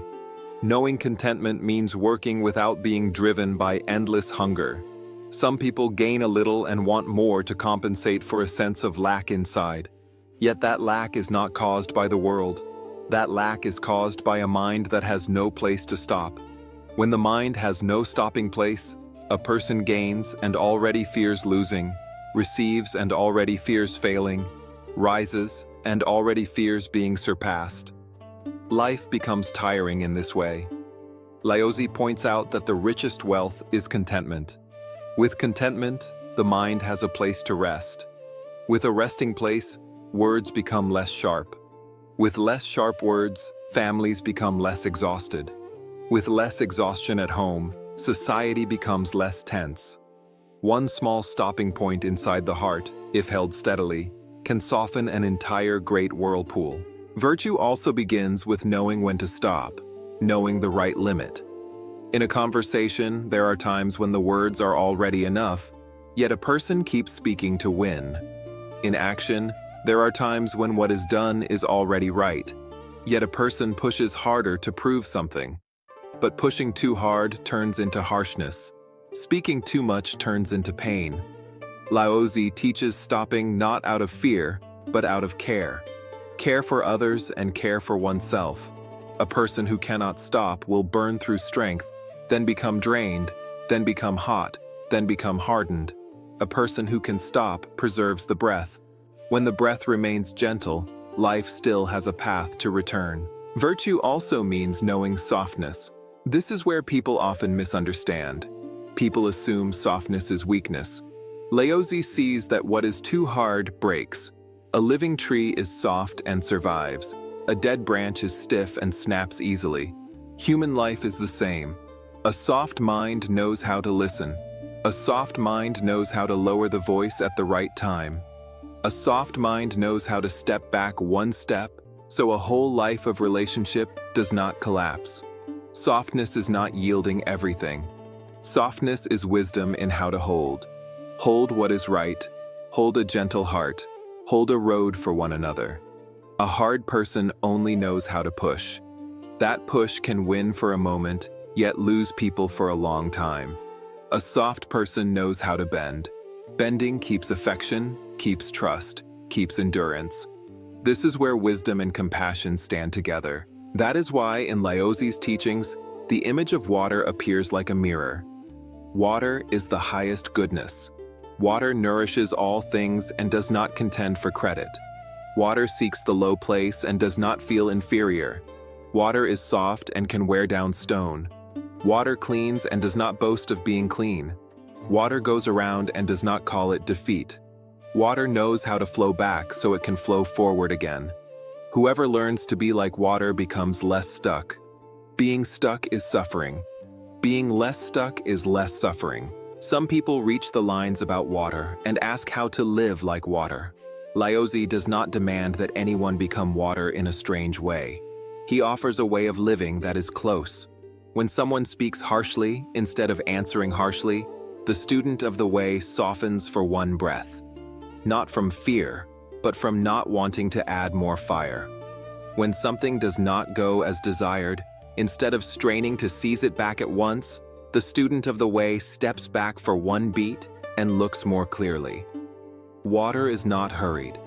Water moves, yet water is not impatient. When the heart wants speed in order to win, remember water. When the heart wants to prove itself through contention, remember water. Remembering water is already a return to the way. From the Way and Virtue, Laozi presents a principle that sounds unusual, yet is truly clear: non-forcing. Many people hear non-forcing and think it means giving up and doing nothing. Yet non-forcing means not acting recklessly, not acting against nature, not acting beyond measure, not acting from a heated ego. When people are afraid, they tighten their grip. When people are angry, they press down. When people want speed, they smash. But the tighter the grip, the stronger the resistance. The heavier the pressure, the greater the cracking. The more smashing, the more shattering. Laozi sees these reactions clearly, so he teaches doing what is needed, in the right measure, at the right time, with the right mind. Do what is right and enough. Right gives benefit. Enough gives endurance. Going too far gives disaster. Non-forcing also means acting without being trapped by results. People often act because they want to see immediately, want praise immediately, want achievement immediately. Yet life has its rhythm. A tree has its season. Forcing a tree to bear fruit out of season exhausts it. Forcing a human heart to change in a single day makes it rebel. Laozi teaches that goodness must be nurtured, nurtured by example, nurtured by virtue, nurtured by quiet steadiness. When a ruler or the head of a household tries to fix everything through hard commands, everything becomes tense. But when that person lives rightly, lives kindly, speaks less, and acts firmly, others naturally respect and naturally change. Change from within is what endures. In his teaching on governing, Laozi does not promote careless looseness. He points out that governing by force makes people afraid, but not convinced. Fear makes people silent, yet the heart does not change. When the heart does not change, it will erupt when an opening appears. Governing by virtue builds trust. When trust is present, people hold themselves. When people hold themselves, society becomes lighter. When society is lighter, it needs fewer chains. Fewer chains create less resentment. Less resentment creates less disorder. Laozi describes a very real circle of cause and effect. The more rough interference, the more people are pushed into opposition. The more opposition, the more tightening. The more tightening, the deeper the grievance. The deeper the grievance, the greater the upheaval. To stop the circle, begin with softness and right measure. And that softness begins by reducing excess desire. Desire itself is not wrong, yet when desire swells, it devours peace. When desire is large, the mind runs. When the mind runs, it becomes easy to lie. When lying spreads, trust is lost. When trust is lost, society tears. Laozi does not scold with heavy words. He speaks like a physician looking at illness. Illness is not for blaming. Illness is for healing. Healing begins by reducing causes. Here the cause is desire that has grown too large. A person who can reduce desire is a person who knows how to care for the self. He also teaches reflection. People often look outward to find faults. The more they hunt faults, the hotter they become. The hotter they become, the less they can see. Laozi teaches returning to look at one's own mind. What does my mind want? What does my mind fear? What does my mind cling to? When a person can see this clearly, that person is already less dragged. Being less dragged is freedom. Freedom does not mean doing whatever one wants. Freedom means not being pulled by craving, anger, and fear as if tied to a rope.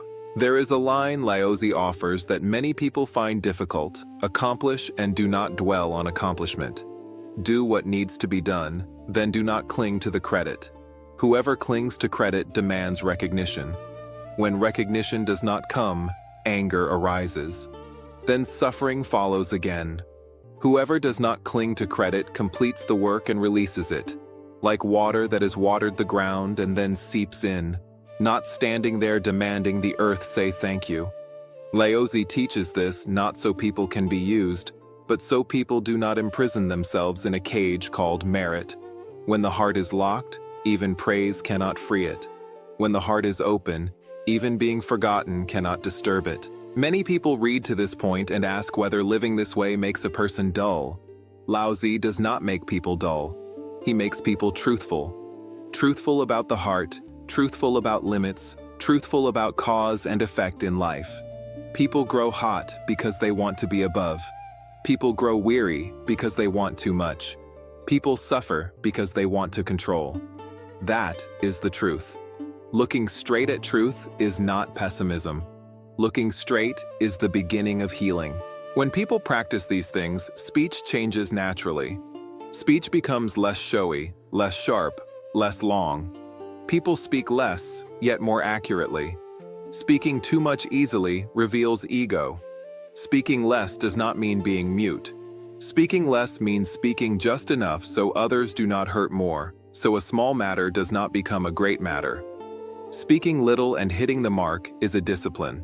This discipline is not strategy. It is mind. When the mind is gentle, the words are gentle. When the mind is gentle, even when one must say something difficult, one can say it without humiliating others. Practicing the way also changes how people handle conflict. When conflict appears, people often choose hardness to win. Laozi points out that winning through hardness often leaves a scar. That scar remains in the other person's heart. The other person does not forget. When not forgotten, relationships crack. When relationships crack, life becomes lonely. Laozi teaches softness to keep a path open. Softness does not mean giving everything away. Softness means holding what is right without stepping on a person. Holding what is right while still protecting human bonds. That is wisdom and compassion standing together. That is why, when reading deeply into his teachings, people see a very clear current. Great matters begin from small places in the mind. When the mind has less craving, the world has less contention. When the mind has less contention, speech has fewer thorns. When speech has fewer thorns, the home is less tired. When the home is less tired, society is less tense. Laozi does not promise to change the world through a slogan. He offers a road that can be walked every day, because only daily walking endures. Endurance becomes truth. Truth changes roots. And the root is returning. Returning to simplicity. Returning to nature. Returning to a gentle heart. Returning to the breath. Returning to contentment. Returning to knowing when to stop. Returning to softness. When returning happens in this way, People no longer need to turn themselves into someone lofty. They only need to become someone who creates less suffering. Less suffering for the self, less suffering for others, less suffering for family, less suffering for society. From those brief yet deep teachings, the world gains a mirror. Whoever is hot looks into it and sees the self running. Whoever is greedy looks into it and sees the lack of a stopping place. Whoever is sorrowful looks into it and sees clinging to one thought. Whoever is afraid looks into it and sees the self being pulled. And once seeing happens, choice becomes possible. Choose one breath. Choose one step back. Choose to soften a little. Choose to be silent for a moment. Choose one kinder sentence. Choose not to contend over what is not worth contending. These choices are small, yet life is built from small choices like these. This is the core of the Dao De Jing in this part. Not to make people mysterious, but to help people live more clearly and more gently. Clear means knowing what is pulling you. Gentle means not adding suffering onto suffering. When people can do this, they understand why Laozi wrote briefly, "What matters most is not many words, but a road that can be practiced. That road is walked in the mind. And if the mind is willing to return, it will recognize the direction by itself." After leaving Hangu Pass, Laozi did not carry the posture of someone who has built a great work and must remain to guard it. He walked as a person who has set down a burden, and that burden was not luggage, but the rope of reputation. If he stayed, it would take only a rumor, only a wave of admiration, only a group of seekers arriving at the door, and his life would be pulled back into the whirl of comparison and contention. He understood the human heart very clearly. The human heart is not evil, only easily clouded by thirst. People thirst for a teacher to lean on, thirst for an answer to grasp, thirst for a symbol to revere. Yet once the mind clings to form, it forgets the center that the teaching is meant to open. So Laozi chose a road that few choose. He stepped aside so the teaching could live, while he himself did not become an excuse for attachment. He traveled without raising a flag. He did not hang a title for the world to chase. He did not allow people to remember his face by wrapping him in ceremonies. He did not allow students to turn the teaching into a tool for dividing, for pride, for forming factions. He moved like water through fields. Water does not announce that it is doing something great, yet the fields are nourished. He lived like wind passing mountains. Wind does not ask anyone for recognition, yet the sky becomes cool. This is the height of a sage. Finish the work and step back. Benefit others and remain quiet. Point to the road and then become still. On the road of seclusion, what Laozi held most tightly was not a book, but a discipline of mind. That discipline was non-contention. Non-contention does not mean seeing what is wrong and remaining silent out of fear. Non-contention means not placing the ego at the center of every reaction. Non-contention means not turning every sentence into a battlefield and every small matter into a contest of winning and losing. Whoever can step away from a court that is cracking and still keep the heart free of bitterness has already overcome the self. Whoever can see fame and profit placed before the eyes and not be pulled has already tasted freedom. Some days he passed through villages and saw people suffering from failed harvests, from illness, from disputes over land, from family troubles tangled like thread. People often imagine that a sage must do something dramatic, or speak like thunder that shocks the crowd. Laozi did not do that. He looked at suffering and did not add more suffering. When he saw heat in people, he did not pour more oil. When he met someone hard, he did not use hardness to crush. When he met someone stuck, he did not use logic to push that person into a corner. He simply placed one gentle question in the right place, or offered one short sentence that allowed a person to look back at the heart. Often, one sentence was enough to open a path. Someone came complaining of humiliation, the heart boiling, wanting revenge. Laozi did not tell that person to endure like the weak. He only pointed out that revenge is first pouring fire into your own heart, and only then pouring fire into another. Once fire is lit, everyone burns. The other burns in injury, and you burn in anger. He taught the person to take one breath, to look clearly, and to ask what the heart is truly seeking. Is it fairness or is it victory? Is it to correct what is wrong or is it to make the other person hurt? If a person answers honestly, the road becomes clear by itself. A sage does not need to bind anyone with rules. A sage only needs to return a person to inner truth, because that truth already has the power to set the direction straight. Another asked about success, about how to build great achievements, about how to make the world admire. Laozi did not despise doing great things. He feared only the mind that wants greatness. A mind that wants greatness without a stopping place devours peace. He said that great work is like growing a great tree. If you impatiently pull the top, the tree breaks. If you care for the root, the tree endures. What is the root? The root is virtue. The root is uprightness. The root is contentment. The root is knowing when to stop. When roots are steady, the tree grows by itself. When the tree grows by itself, it does not need to boast. When it does not need to boast, it avoids many disasters that come from boasting. Laozi lived in seclusion not to escape the world, but to keep the world from gaining one more circle of attachment.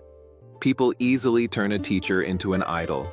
An idol can be worshipped while the teaching is not lived. Bowing to a statue is easier than correcting a habit.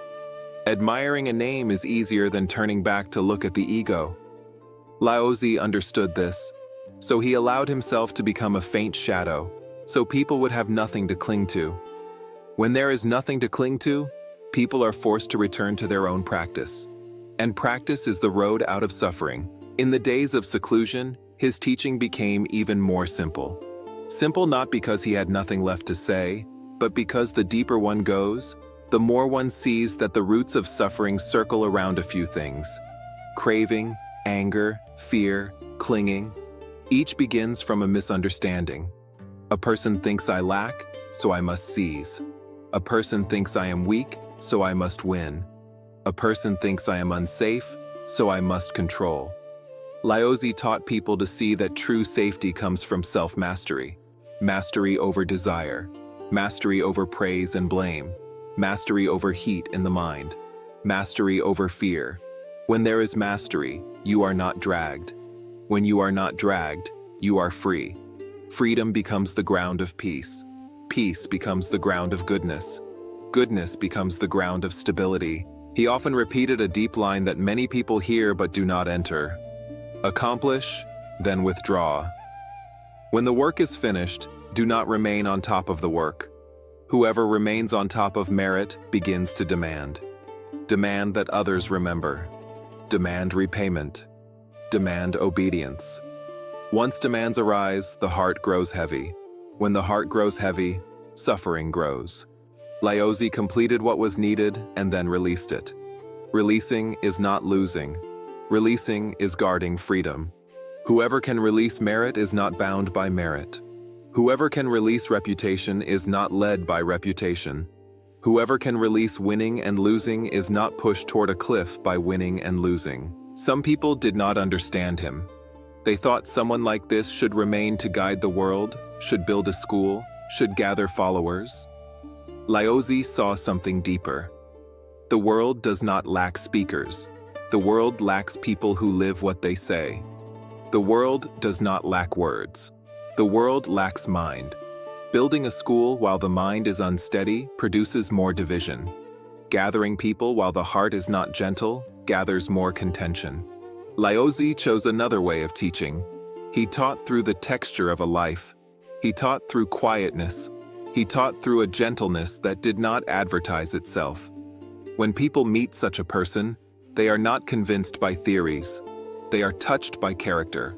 A character steady yet soft, clear yet kind, sparse yet deep. The seclusion of a sage is not shutting the door on life. It is opening the door to life in a way that is not dragged by life. He could live in one place, yet his heart did not belong to that place. He could meet people, yet he was not pulled into their games. He could hear the affairs of the world, yet he did not let them dry up compassion.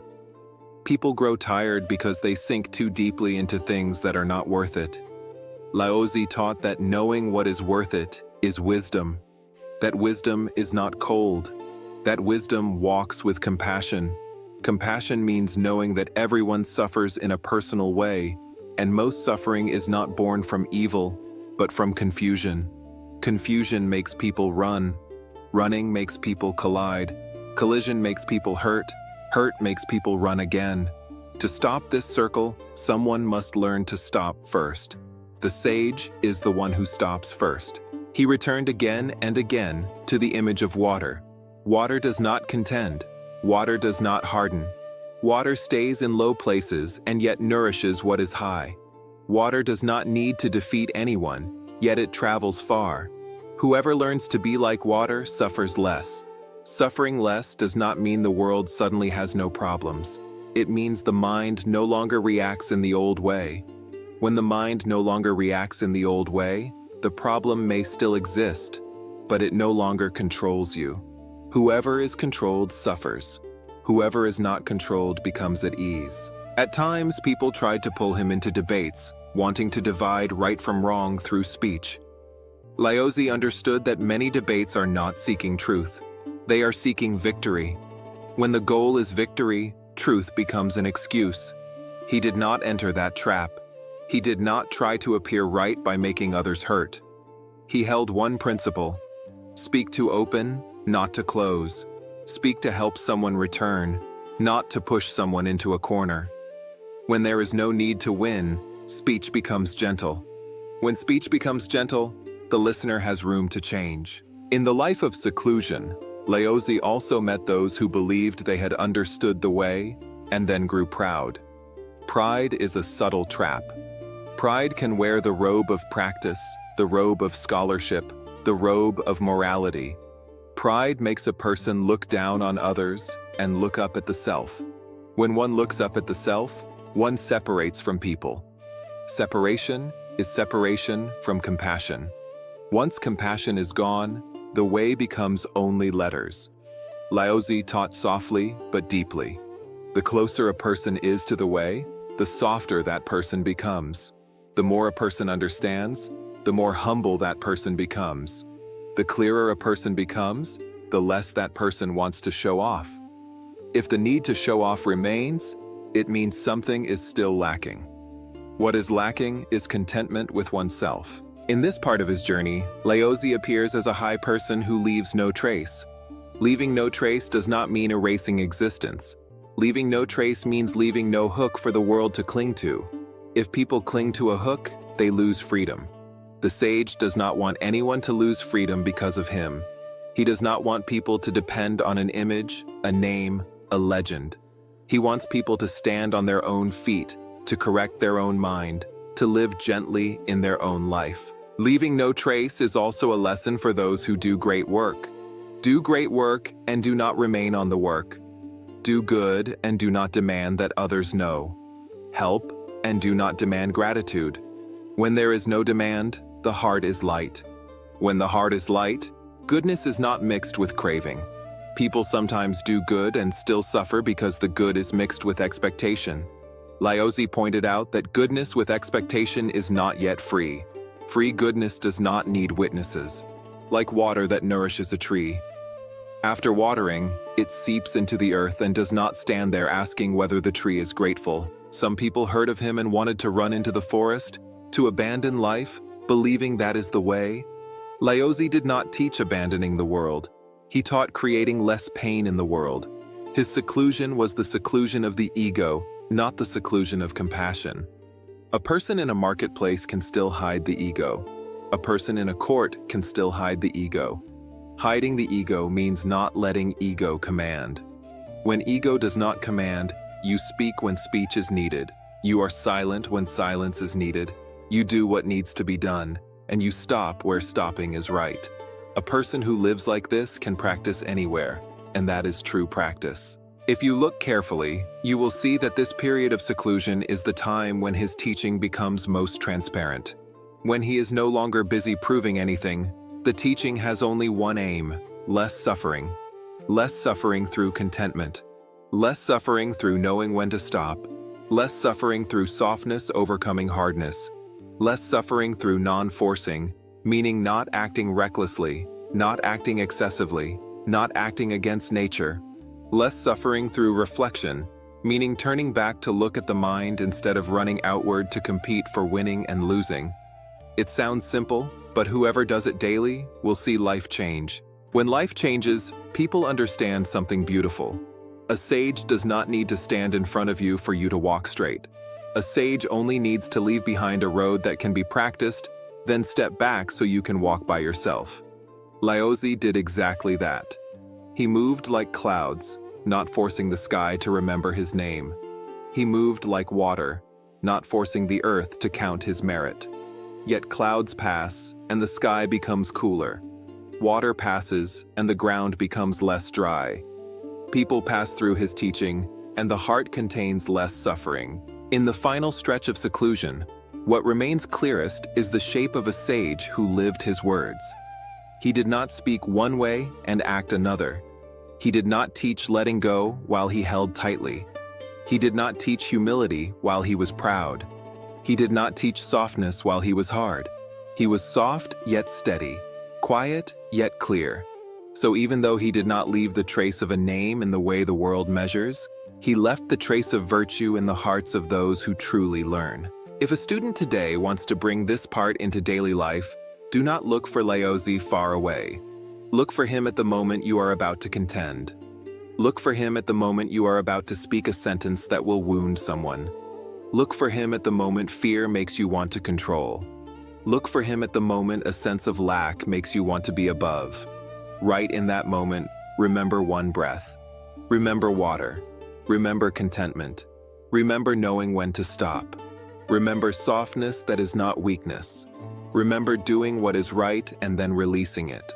Do only that, and you are already walking with the sage. This is the deep meaning of leaving no trace.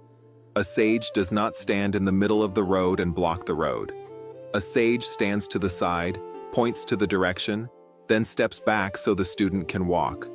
When the student can walk out, that is the true meeting with a sage. When the student can stand by oneself, that is the true receiving of grace. That grace is not a gift from a person. It is the way opening within the heart.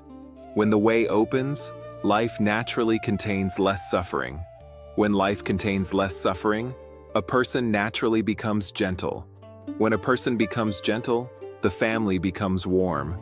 When the family becomes warm, society becomes lighter. Laozi walked into the distance, but that lightness remains in the world. When looking back on the whole journey, the most beautiful thing about Laozi is not that he passed through the storms of his era, but that he passed through without letting the storms distort his heart. He lived in a time of social upheaval. People debated right and wrong, yet their hearts were pulled by fame and profit. Still, he kept a gentle way of being. That gentleness was not softness for others to step on. It was the gentleness of someone who saw the root of suffering clearly, and then chose not to add one more portion of suffering to this world. For that reason, the final part of this story does not need more place names or events to make it dazzling. The final part lives inside the question of a student today. If you were to meet Laozi, what would you learn so you can suffer less and also cause less suffering for others? A sage's teaching, if it is only admired from afar, becomes distant. But if it is carried into breathing, into speaking, into acting, into stopping, then it becomes close. And only when it is close can it truly help a life. Laozi first teaches returning. Returning to your own mind. Returning to the truth that is moving inside you. Many people suffer not because they lack reasons, but because they lack a place to return. When there is no place to return, people run outward for solutions through competing, through winning, through forcing, through proving. The more they run, the more exhausted they become. The more exhausted, the hotter the heart. The hotter the heart, the more likely one is to speak wrongly, act wrongly, and spread harm. The sage points to one small thing that can decide an entire life. Before you react, stop for one breath. That breath is like a door. If you can pass through that door, you are no longer dragged by heat and urgency. You begin to have the right to choose. With the right to choose, Laozi opens the practice of contentment. Contentment is a wealth no one can steal. The person who is not content lives in lack even when the hands are full, because the mind has no stopping place. They gain a little and want more to fill an inner emptiness. But that emptiness cannot be filled by fame or profit. The more you pour in, the faster it leaks out. The sage does not teach people to throw everything away. He teaches giving desire a gentle boundary, so desire does not become the master, and you do not become the one who is dragged. A content person still works, still carries responsibility, still grows, but the heart is not pushed by endless thirst. A content person sees others less as rivals, needs less to prove, needs less to display. When there is less need, the heart is lighter. When the heart is lighter, there is less fire. With less fire, speech is less sharp.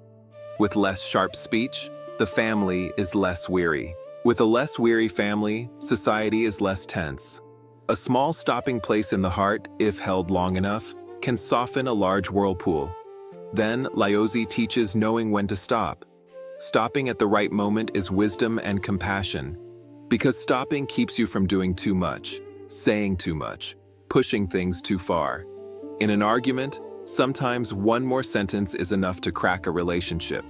The person who knows how to stop can see this. They do not stop out of fear, they stop out of care for the other, and care for the self.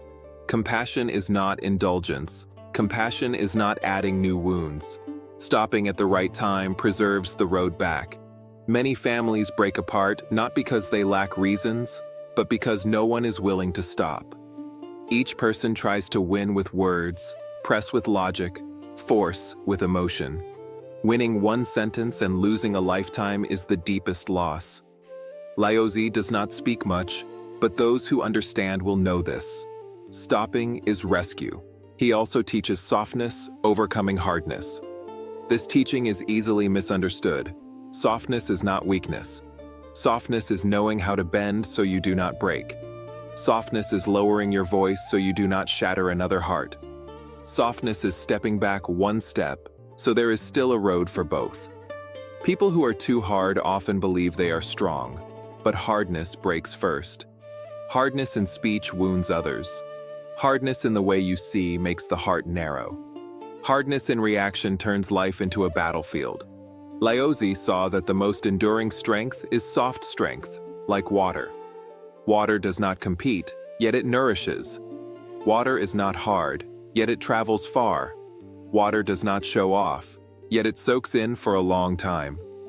A person who learns to be like water does not need to defeat anyone, yet can keep dignity and peace.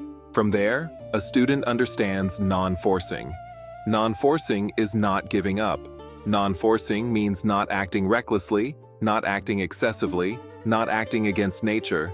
Sometimes people are too urgent and intervene roughly, too afraid and clamp down tightly, too hungry and force things to happen.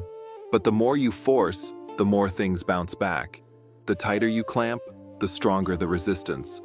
Laozi warns that goodness done with a hot heart can become harm. What is right, pushed through coercion, can become opposition. Non-forcing means doing what must be done with a clear mind and the right measure.